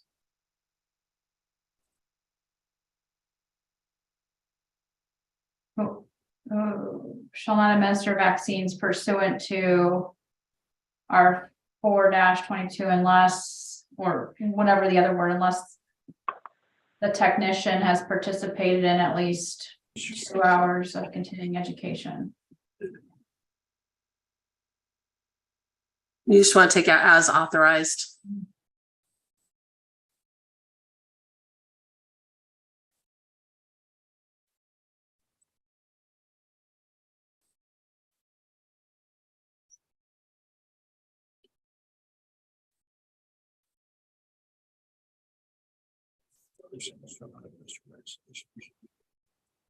Do you need the word unless? How about until? Until the technician has participated in or has. Yeah, I like that, Roger. Simple. Where do you want the word until, Roger? Or and has participated. That's fine. And works with just as well. That's fine.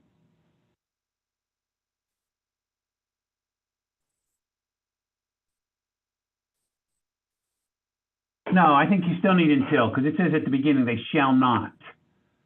Yeah. Okay, Yeah. Until the technician has. okay. Agreed.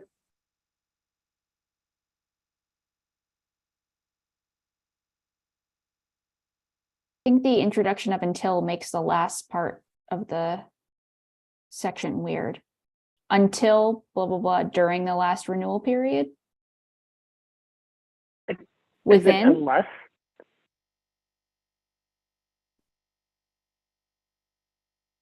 is it within the last renewal period? Is that like a better word? I think so.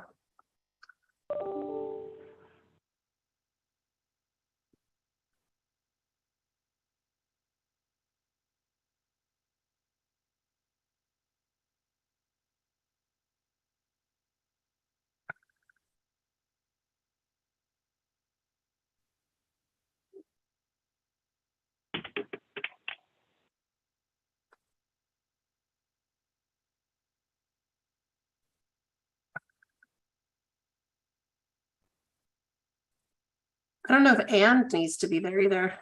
By ACPE related to administration of vaccines instead of and related to. Right? So 2 hours CE approved by ACPE related to administration and vaccines.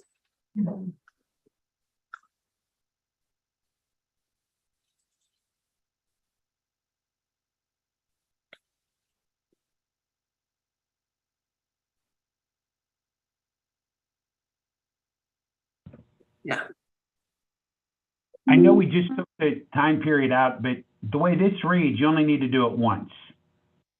You just need to do 2 hours once. You don't have to do it each renewal period.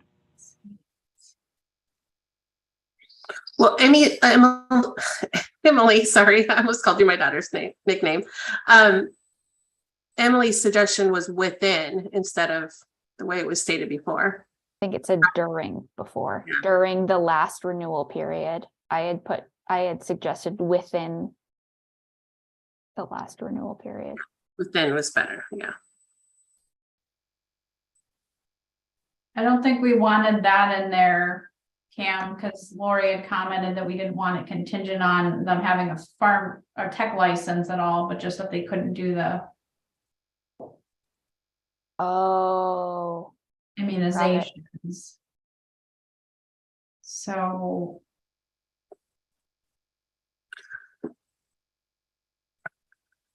I just don't want to hold people up from getting a renewal if yeah. they just didn't do their immunization CE for I being think able to that do makes other sense. things. It says, let me see, the pharmacist one says. A license, well, I guess it's stricken. I'm looking at your changes. Licensee certified or authorized to administer vaccines, emergency meds. Shall complete at least 2 contact hours of continuing education activity related to administering immunizations, vaccines, and emergency medicine.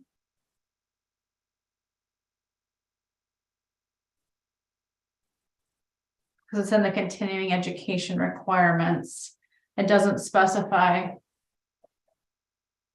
It doesn't say anything about renewal because it's in the continuing education section.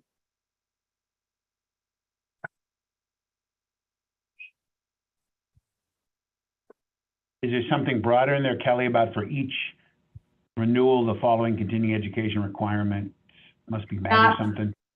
Not for the special CE. For the general, it says, the board shall not renew a license unless the licensee attests that during 2 years preceding the application for renewal, the licensee participated in 30 contact hours of continuing education activity sponsored by an approved provider.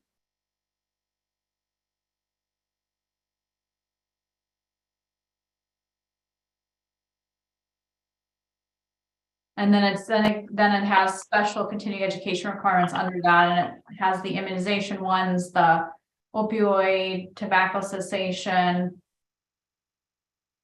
But none of them refer to renewal. It just says that they shall complete.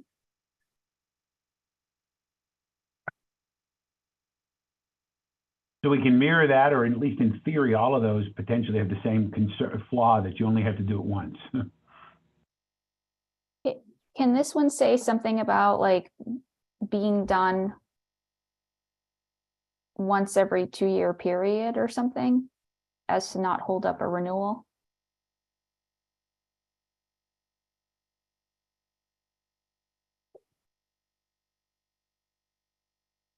Does that fix that issue?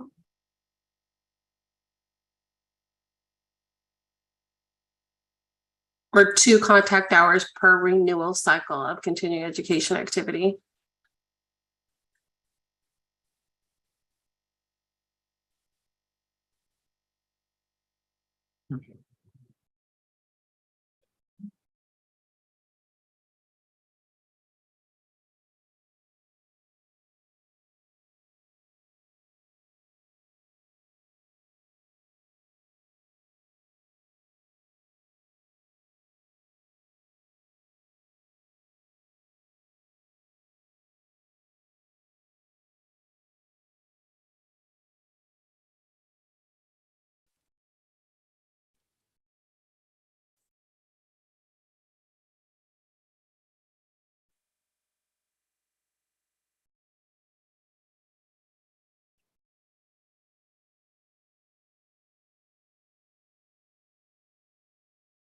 I kind of like the within the last renewal period. Thought, Kirsten. Within the last renewal period. Or within each renewal period or something. Yeah. I'm like getting hung up on if they just got their registered tech license, like it's not technically like the last renewal period, right? Because it's like a new license. I think we used current, but in the last time we did it within Yeah. the current renewal period. That makes sense. Yeah, I Yeah. would be good with that. Yeah, I like that.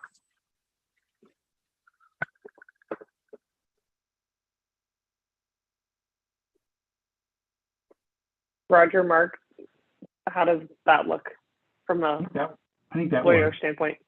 I think that works. Yeah. You don't have to be so enthusiastic, Mark. Well, it's the law is all fact dependent. There needs to be a case in controversy, and then we'll decide if the language was good enough, bad enough. We have to test it first. I know. That's why you can't ask a court, what does this law mean? They're like, I gotta know what I'm applying it to.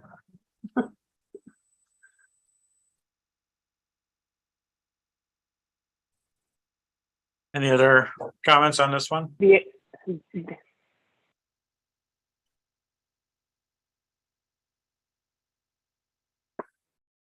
I think we can move on. yeah, I agree. I think that was the last. That's it, isn't it? Sorry. Lori, you said something? Any final word? I said, I think that's it. I said, any final word on this, or shall we take a vote?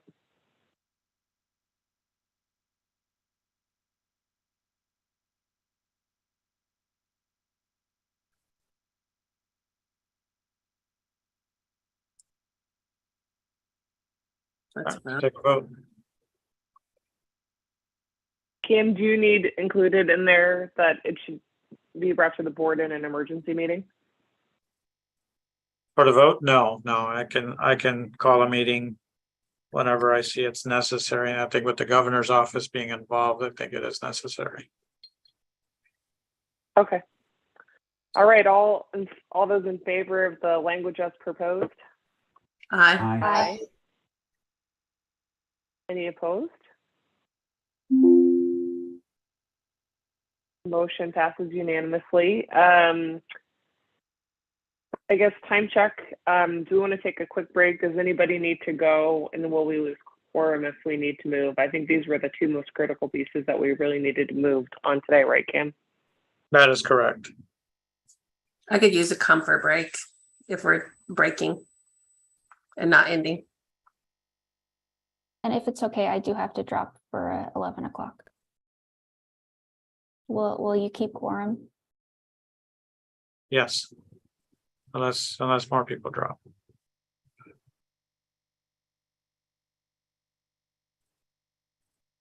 All right, well, let's take a quick break. What does everybody need?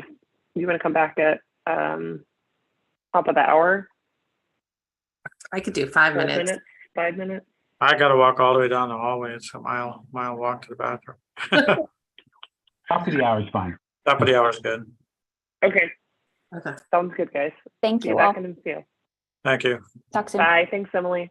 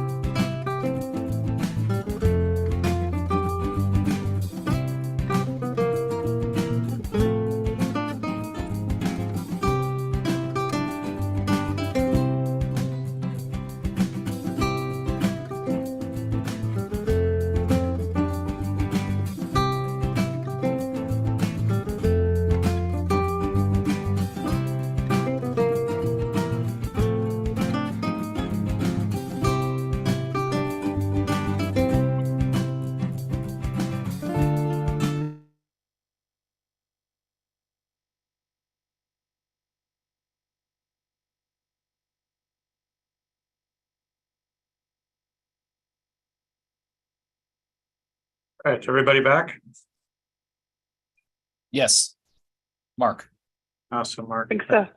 Do you want to take a quick roll call, Kim? Absolutely. Thank you. Lori, Ms. Walmsley, Present? Ms. Nair, Here, Mr. Pond. Mr. Pond, you're on mute. I'll circle back. Emily had to go, I'm assuming. Ms. Fine, Yes. okay. Ms. Nishi is not present. Mr. Bozen, I heard. yes. Mr. Morris. Mr. Morris. Can you hear me, Roger? Roger, hello? He's having trouble. I'll text him. Miss Almer?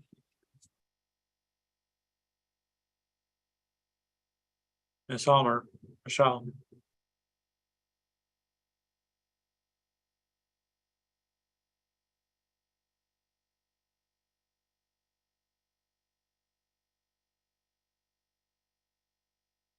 I've requested her to unmute, but she's not responding.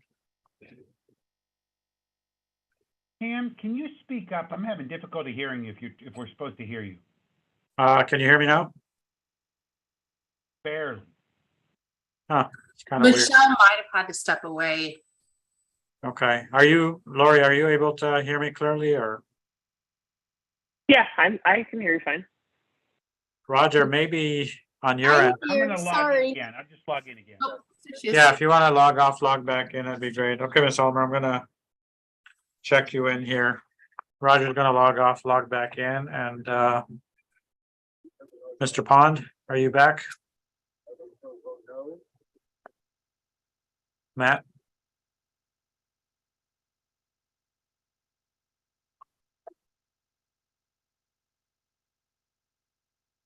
I see him on the list of participants, but I don't. Yeah.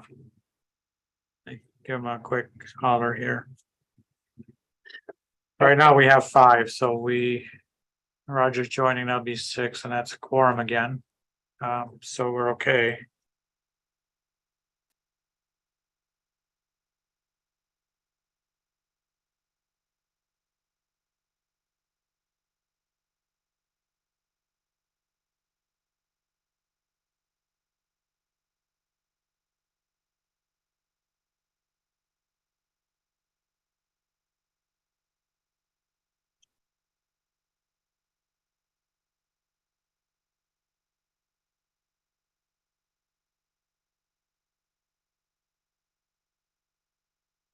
Roger, can you hear us? Much better. Something Okay. happened with it. Okay, thanks. Perfect. We do have a Perfect. quorum, Madam Chair. I'll keep an eye out for Mr. Pond. Sounds Okay. good. Do you want to move on to the remote hospital pharmacy site regulations? Absolutely, absolutely. Let me just pull up my notes here on that.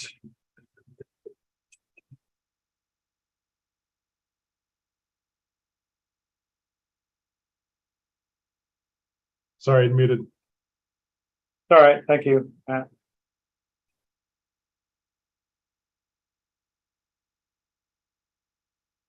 So there were several questions, and we don't have rules drafted around this yet, but I can take notes and then draft rules around it if we need to. I think the question is around compounding, whether we're going to allow technicians at a remote hospital site pharmacy to do that or not. And I think during the board meeting, the appetite was the board was comfortable doing it.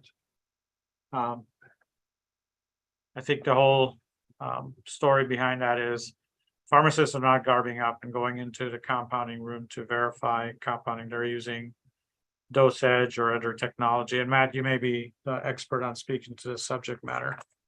But are using technology to verify the compounded product that's taking place in the very next room. So what difference does it make if it's in the very next room or down the street or a mile away? And would that mindset, the board was comfortable with it. Is that the consensus of the committee as well? Matt, am I on the right track? Do you see any concerns with that process of compounding?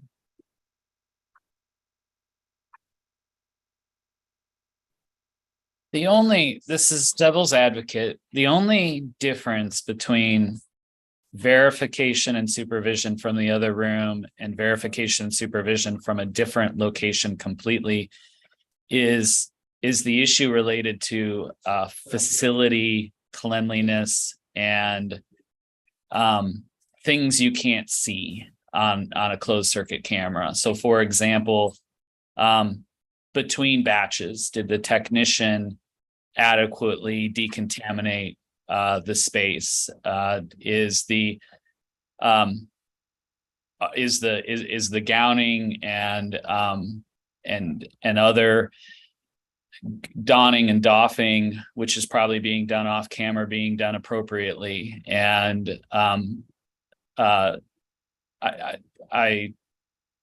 those would be the safety issues that would be difficult to supervise from a completely different building. So Mark, I'll just add to that a little bit that I'm not convinced that physical presence of a pharmacist in the room would ameliorate those concerns, because we were never in 25 years of hospital, we've always been staffed to the point of the pharmacist oftentimes coming in and out of the IV room and looking at the final product. And so some of those activities of donning, doffing, cleaning the area were part of the technician checklist that they would do and that they would have responsibility for. The pharmacist would garb and go in and check the final products, talk to the technician about some of the processes that they had done, etc., and then would doff, go back out, do other order entry or other activities. And when the technician was ready for final verification, the pharmacist would go back into the IV room. So I'm not sure if the physical presence would prevent or improve the process. If so, it may be incremental and to be a high offset of resources for a pharmacist to be positioned in there at all times. I think the key is in protecting the public and the patients is that there has to be, at the end of the day, some sort of verification process, whether it's in person or virtual, that the pharmacist can go through all of the steps of verification of product, of final product, of technique, of what the technician did. And we've been doing that. We were doing that in Texas over 20 years ago with virtual verification from room to room with dosage and other things. So I think that there is probably the gains of virtual are significant enough that there would be only incremental offset of actual in-person if that was necessary. I agree with Matt. We've received feedback from our health system members after this was discussed at the February board meeting, and they are really concerned that this is going to put patients at risk not having access to these medications. There's national guidance out there that supports telehealth pharmacy practice, specifically with compounded IV medications. ASHP has policy statements out on it, and I agree with the board's discussion that this should not be excluded from those remote hospital sites. The statute didn't include that in there specifically, and I guess that's I'll just leave it at there. This is an important issue for our health system pharmacists, that this not be restricted.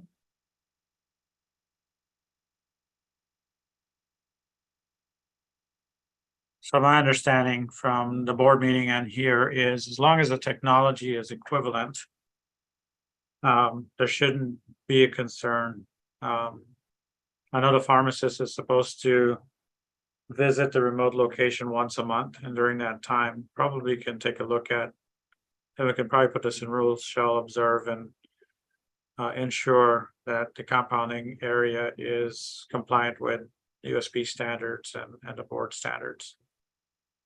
We can probably throw that in a language just to ensure Mark's concerns are addressed. Now, well.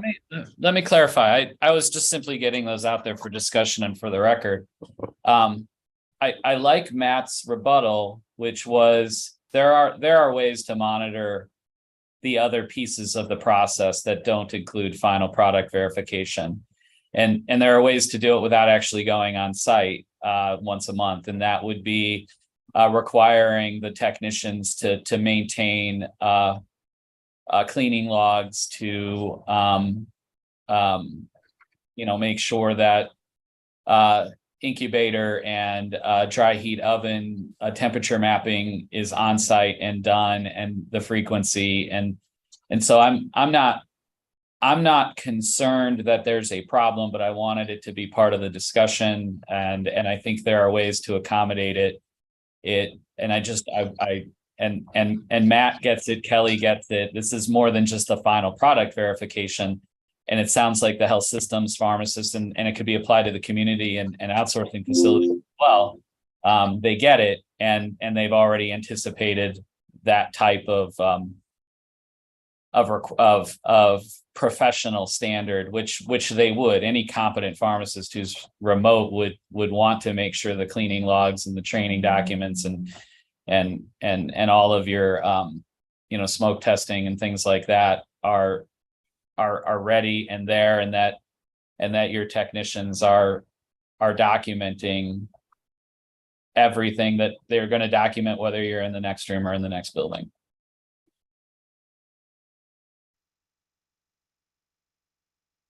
But having a pharmacist there once a month to reconcile controlled substances and stuff, Mark, just to take That's a different question. That's a different question. Yeah, controlled substance. No, I get it. I'm just saying that they have to do that once a month anyway, and while they're doing that, they can just verify that the compounding area is up to spec, so it can be. I don't know that we need to. Sorry, Kim. I don't know that we need to go into specific detail about it, or is it just that they meet all of the other, facility requirements? I mean, when you're looking at it from the community setting, I would expect that the pharmacist is spot checking to make sure that there, isn't expired medications, and that those medications are being, salvaged on a monthly basis, those kinds of things. But I don't think we have all of that stuff specifically in the rules.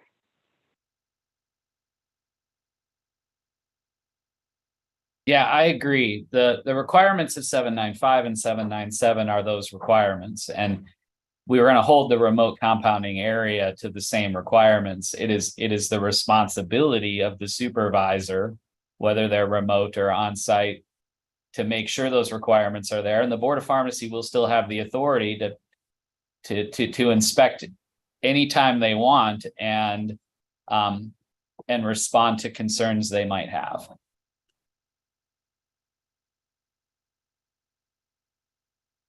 Would the responsibility still lie with the PIC? The profound responsibility of the PIC is always there. That's a topic for another day. I'm not sure that it's fair to hold the PIC, but this is a statutory thing to hold the PIC responsible for everything the law holds him or her to. But that's the world we live in. But so the answer is yes, the PIC is ultimately responsible. The permit holder is ultimately responsible, and the people working during the incident or on duty are also responsible.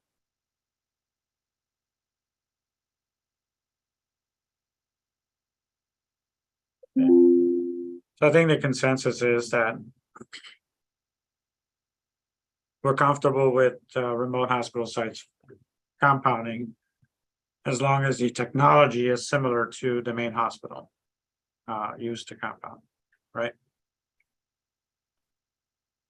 I would argue it's even more simple than that. As long as the technology allows the pharmacist access to the same information he or she would have if they were physically present.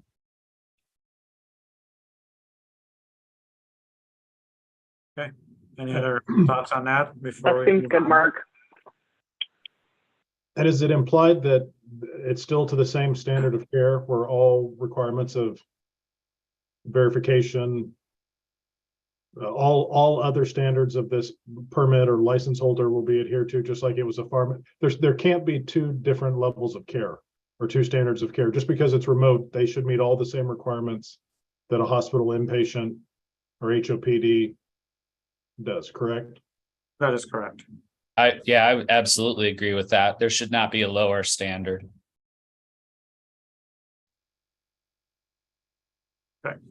So we'll work on that. I'll ask Roger and Mark this. Can this be addressed through policy? Or does it actually have to be a rule? Because after all, it is a hospital, the designation is still a hospital at the end of the day. Granted, the word before it is remote hospital. It's still a hospital. I'll give you my two thoughts. Can it be done by policy? Perhaps. I think you'd be better off if we put it in rules.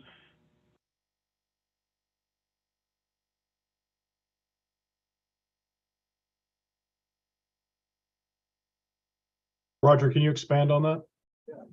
Yeah, I mean, I think you have a policy that says the remote hospital, the board's policy for the foregoing future until we have a full rules package is the remote hospital will be held to all the exact same standards as the main hospital, just allowing the remote. And that's the policy moving forward so that we can get it done immediately and go forward. And then we put rules in place to just spell out some of the details because we as pharmacists like the details.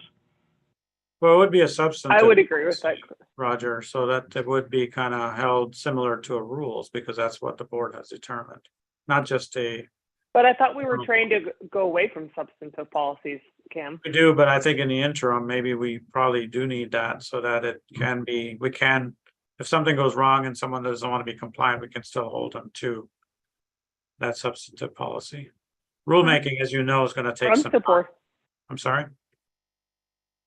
I'm supportive of that. If we bring the things out of here, like what would be recommended for a substantive policy, and then you draft something based on that, if we're in alignment for the next board meeting and potentially look to adopt the policy and we continue on to the pathway of rules.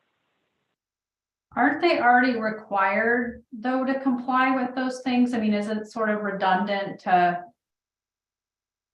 do that? I mean, the statute didn't have additional requirements for that, and hospitals, I can't imagine they would have different standards for their remote, but if it's not in this, I don't know, maybe the committee feels otherwise, but it sounds like extra work and I'm not sure.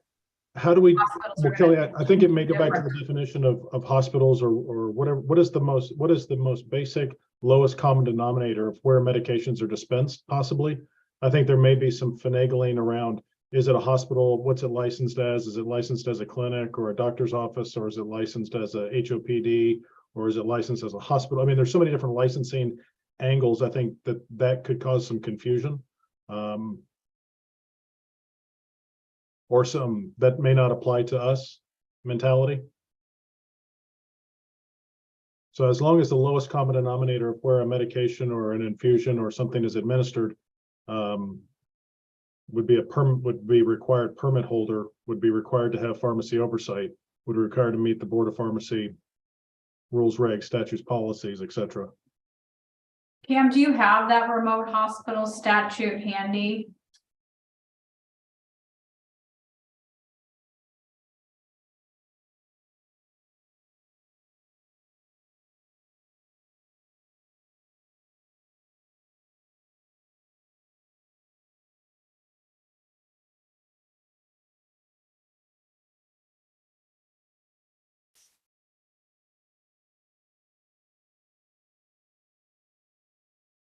Looking it up now, Kelly. Trying to find it.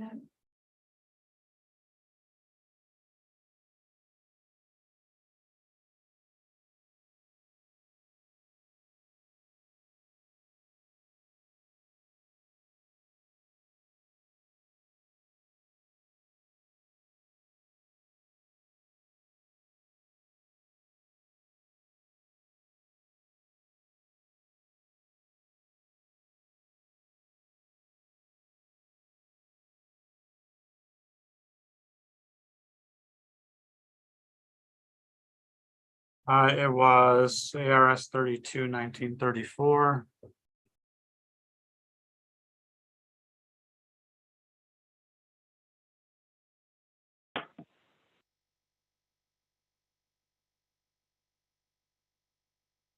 And I'll share my screen here.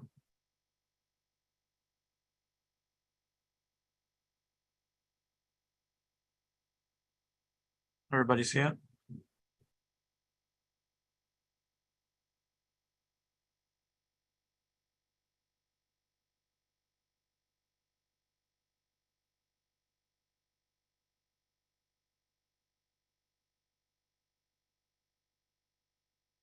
Can you make it just a little bigger? I can see it, it's just real small.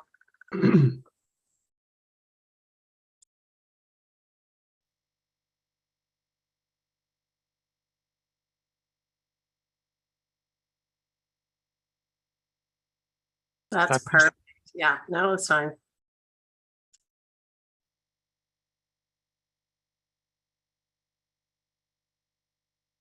Cam, is there a definition on the hospital site? What constitutes a hospital site?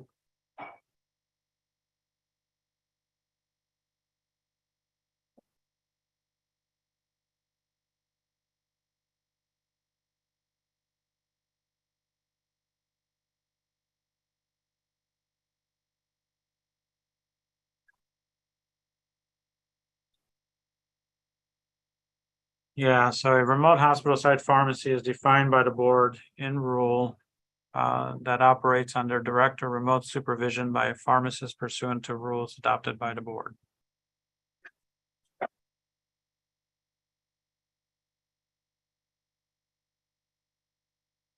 So if they don't call themselves a hospital site and see patients, even though they may or may not be licensed different ways, they could sidestep this?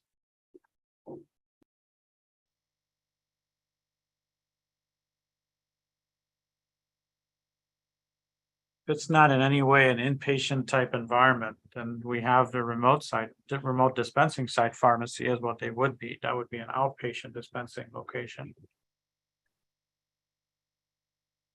But if through DHS, if they're licensed differently, then this wouldn't apply, even though the book of business could be the same or different.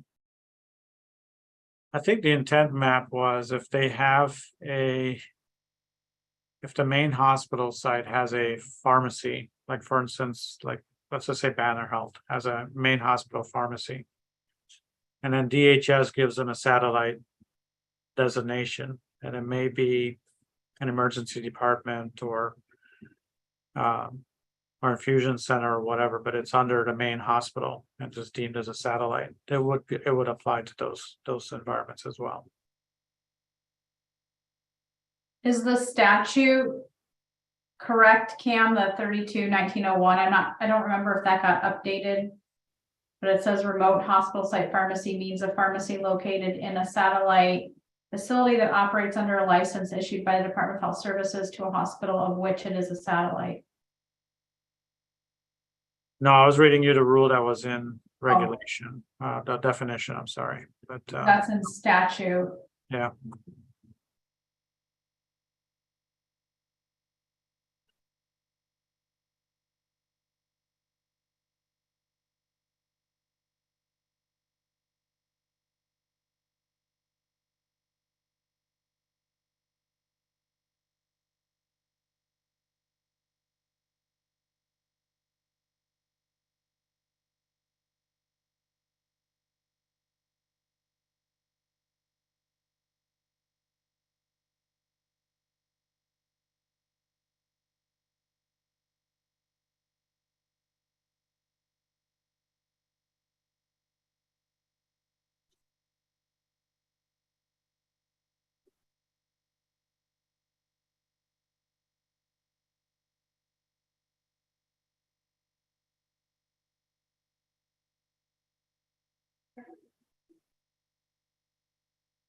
And then letter E says the board may adopt rules. It doesn't say shall, so I guess the question is there a need to develop additional rules? Or is this? There's no requirement that the board has to, as in other statutes that we've looked at.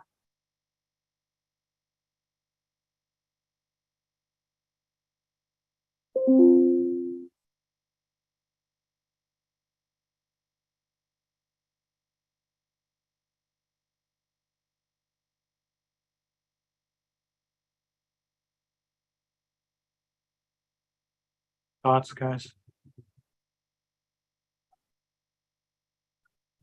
I mean, we're not addressing the statute here, so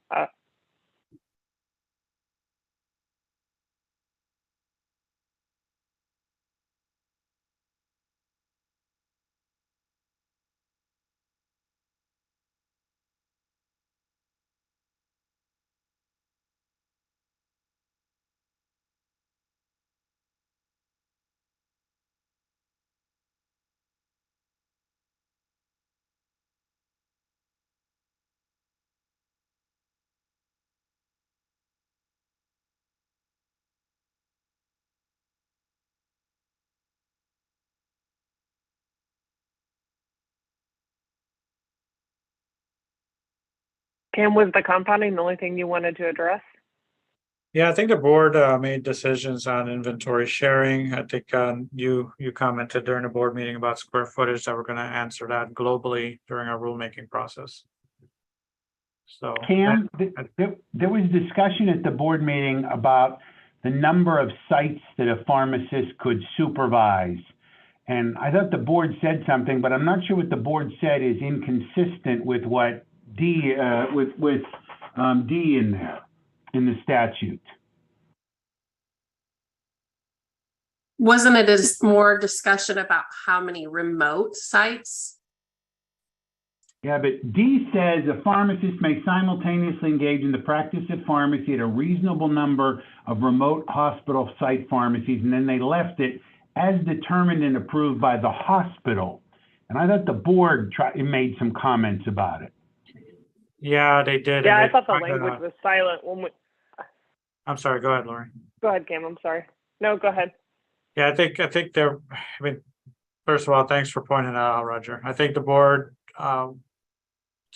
took the similar thought process as remote dispensing site pharmacy, where if you're looking at one and working in one, that's kind of the limit. If you're not working at one, then you can oversee two. Anything more than that, you need board approval. But having this pointed out, we may have to revisit with the board and have that discussion. I think it does sit best in the hospital's wheelhouse, as they know what their capacity, we hope that they know what their capacity is for that pharmacist. And again, Matt, you know, I I can- rely on your expertise on emergency departments and all these offsite satellite, how busy they are, whether a pharmacist can manage all those or not.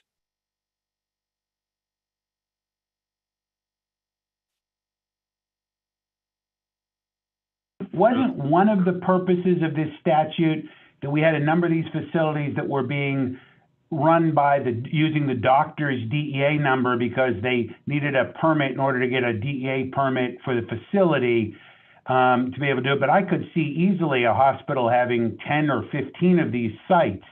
And does that mean they would literally have to have 10 or 15 pharmacists on duty if all the sites were open at the same time? Well, Roger, I don't know if it's necessarily a one-to-one, or if these patients were in the hospital and we were doing a review of orders and review of product and review of final product dispensed, what would the workload balance look like there? And just because you're receiving the same level of care in a place that has a different physical address, those standards should be similar. No, I agree. I just thought the discussion at the board was, they were saying one pharmacist could only work in the hospital and review one remote site at the same time. Roger, I'll speak for myself. I wasn't aware that this language was in the statute since we didn't have it in the packet. So I wasn't aware that that was there, and I wouldn't want to limit it. And I would be in favor of trying to have the hospital and the pharmacist decide what's appropriate, because there's no two pharmacies that are going to be the same. Right, So, I agree. I feel that same way about the community statute too, but that nevertheless, that was put in the statute with the ability for the board to approve more, because I think every circumstance is its own. So again, we'll bring this up back before the board at the next meeting, just for clarification, that, hey, this was a decision that the hospital needs to make and not necessarily the board.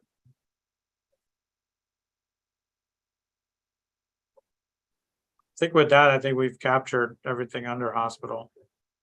Or we'll draft something up as far as a substantive policy, and then but to Kelly's point, do we even need to go there?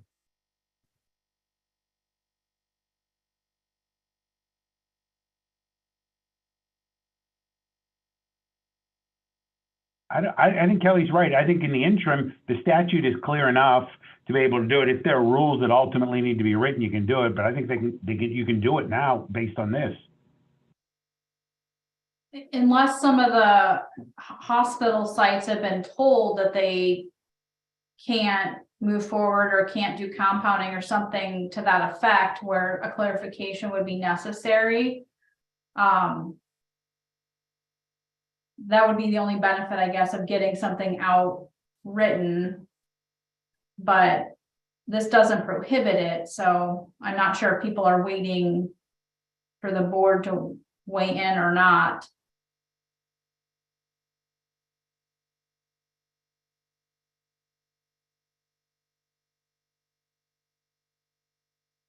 So what I'll do, committee members, is I'll draft something up for the next board meeting.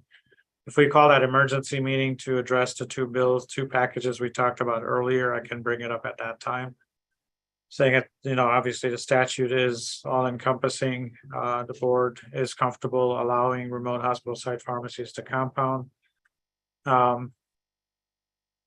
Square footages, still up for discussion, and I think will be addressed in a comprehensive rules package. So I'm not sure if anything else, as long as, going back to compounding, as long as the same technology and safety measures are put in place as they use in the main hospital. And we can publicly announce that at the next scheduled board meeting or prior. Everybody good with that? Okay. I'm good. Any additional thoughts from anybody?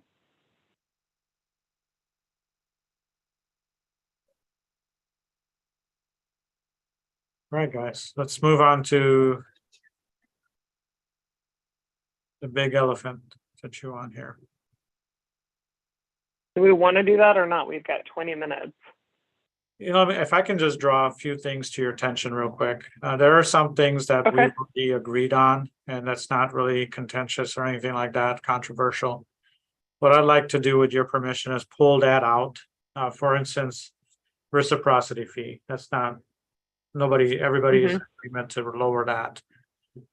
So I can pull some of the comments out and language out that we've already agreed on. There's not any further discussion, and create a separate rules package. Okay. At least we get the ball rolling, with your permission, of course.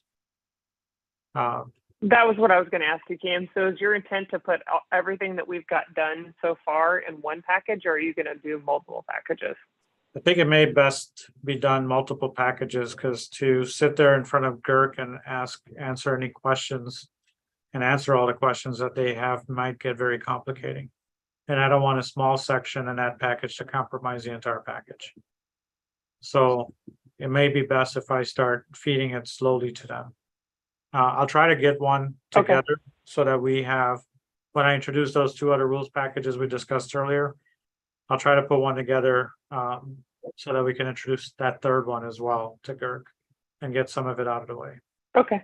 Can you review those sections maybe on here, just so we're aware? Because I'll send it out to you guys, and if there's any hiccups, I'll pull that out and not be part of it. But if you guys are all, and I don't hear any feedback back from you, then we'll just move it forward. But I'll send that out to you before I present it to the board or anything. Cam, I have a question. Can you hear me all right? Yeah, I got you now. Good. Is there any relationship, did the governor's office indicate to you that they have some relationship with Kurt and that they would be willing to kind of let them know the importance of this to them? I expressed the same thing to Zeta, my policy advisor. And she was gonna look into how much interaction they can have and influence they can have with Girk. Because I did feel, and I expressed my feelings outright as, hey, we introduced this once, it got killed. For me to reintroduce it again without your support and your involvement would be kind of not, there's an integrity issue for me. And so they were gonna look into it and try to, I guess, lobby for this rules package. I have a question. If a technician's already gone through some kind of training to be an immunizing technician under the PrEP Act, they're going to be able to just, Carry over that practice, yes. okay, just want to make sure that there's nothing in the language that makes it seem like you have to start over or anything. No, they don't. One more question. The timing. I'm sorry, you're cutting in and out a lot. You know, the timing on the rules packages moving forward. I gotta get the full board's approval first. And like I was telling Lori earlier is I will have to call an emergency half-an-hour meeting just to get those approved. And then put it up for public comment before I introduce it to Girk. We're totally approved the. I'm sorry, Michelle, I can't hear you. No.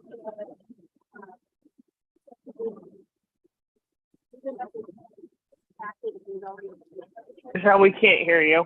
Yeah. It sounds like Charlie Brown right now, Michelle. Can you put it in the chat?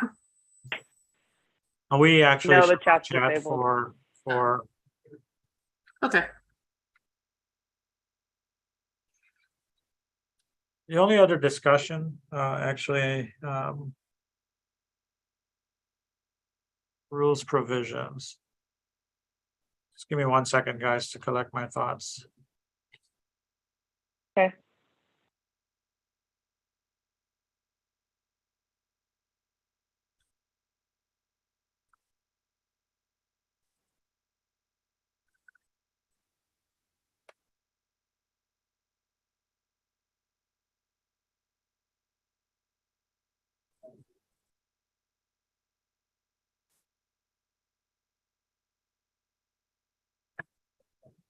So we have in our rules section, MPJE as a multi-state pharmacy jurisprudence exam. What I would like to do is move it to a more generic language, simply stating jurisprudence exam and something to the fact of approved by the board. And I don't know if you guys are aware, but there's a national discussion about doing a national law exam and allowing that reciprocity based off of that one exam. So then we would not require a separate law exam for our state as long as they pass that national exam. Moving Do you into, have proposed language for that, Cam? I mean, just eliminating MPJE and replacing it with jurisprudence exam. And that's a generic terminology. And we can redefine that section to state that this is an exam approved by the board, and then you just have to basically approve the standard that's approved across the country. And then we can accept that exam. So it's a preemptive move because, I don't know how fast this is gonna gain traction and stuff like that. So today, even if we have it jurisprudence exam and the board approves the exam, the board has approved the MPJE exam and hasn't approved anything else. We can revisit it, agendize it to approve the national exam at any given time during a board meeting and shift the way we look at it. I'm fine with it. It's probably smart to get the ball rolling. You look like you're thinking about it, Lori. Yeah, I agree with that. Any other thoughts on that one? I would like to see the language before we bring it forward.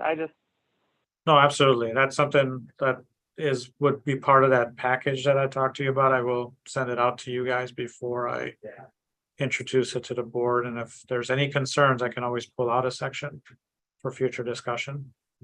If there's no concerns, then I can get the board's blessing to move it forward to public comment and so forth.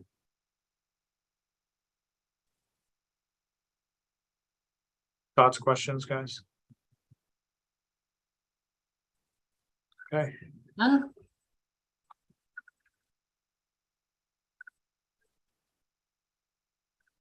I think silence is golden sometimes, so.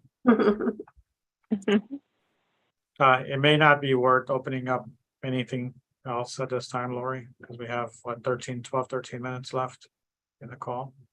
I do Yeah, have that's one kind of what I was scheduled- thinking. Yep, I have another call scheduled next month, so these are hard to coordinate with so many people on the task force, so I scheduled 3 or 4 in a row so that you guys can put it on your calendars and have that blocked out. So,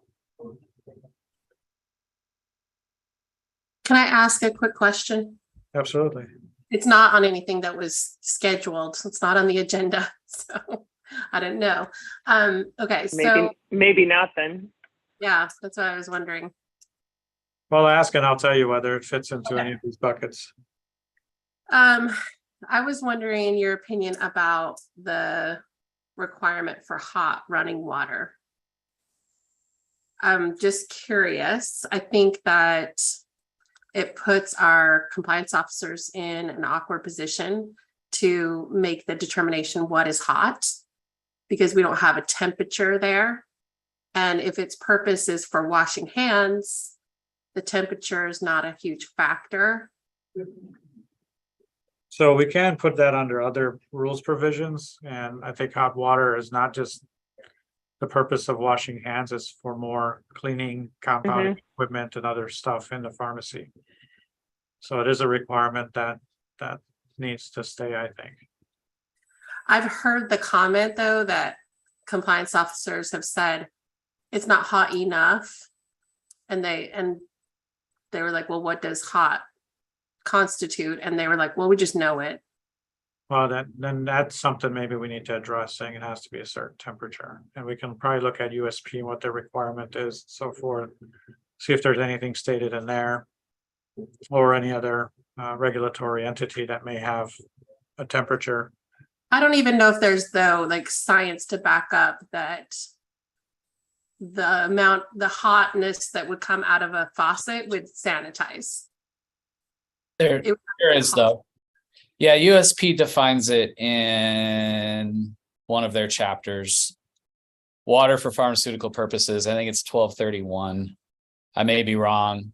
There's a lot of water references in USP. But there's no upper limit to how hot it can be, but there's a lower limit. Okay. So putting in a temperature could be a solve. I was thinking about that. I mean, our rules already identify that you gotta be compliant with USP compendium.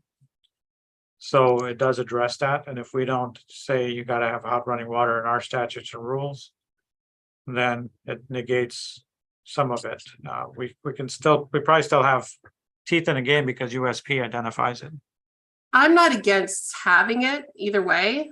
I'm against the vague, I know it when I feel it kind of thought when you come out to an inspection. Well, we can Especially always buy- the inspection, the cost of the permit. can always buy thermometers for these guys, I don't think that's a bad idea.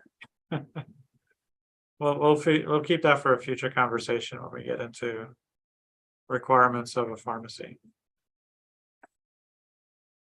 Anything else, guys, before we? Hey, thank you again for getting on the call. Those 2 rules packages are very important to the governor's office, and I'll put whatever I can together as quickly as I can for your review before I call a full board meeting for about half an hour to approve those things, so we can move it forward. That's good. Anything else? Cam, do you and I want to talk real quick after? Cam, do you want to talk real quick after this about scheduling the meeting? Sure. Pam, one more thing for future agenda is opioid antagonist dispensing.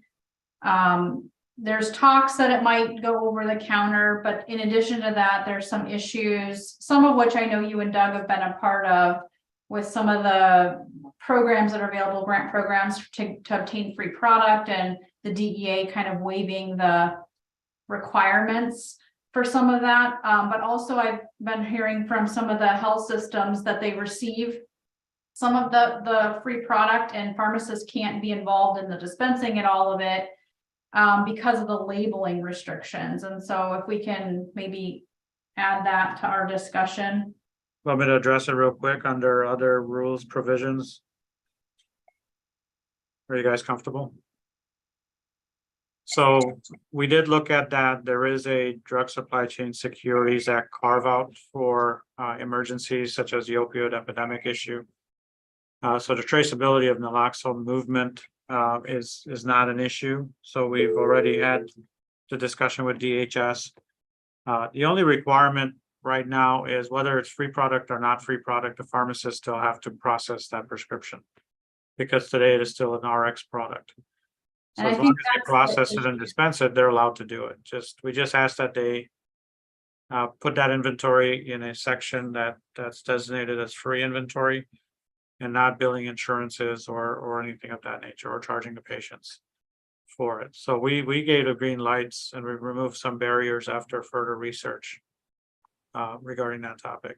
I think it's the labeling though, because in these facilities, it's not just the pharmacist doing it, it's other providers. And so the only way they can comply, because they're not storing it in the pharmacy and doing that, because it's a separate product and other providers can do it, it prohibits the pharmacist from participating in that activity.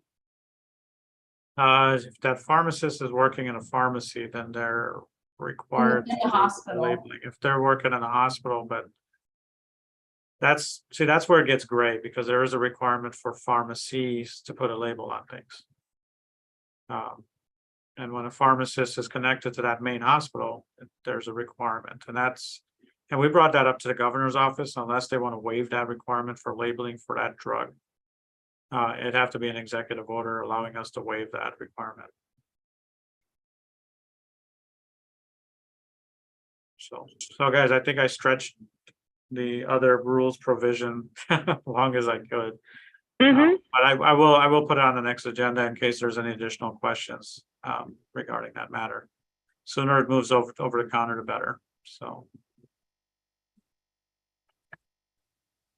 I'll give you a call, Lori, here in a second. This is live stream, so Yeah, sounds good. we'll take it offsite. Yep.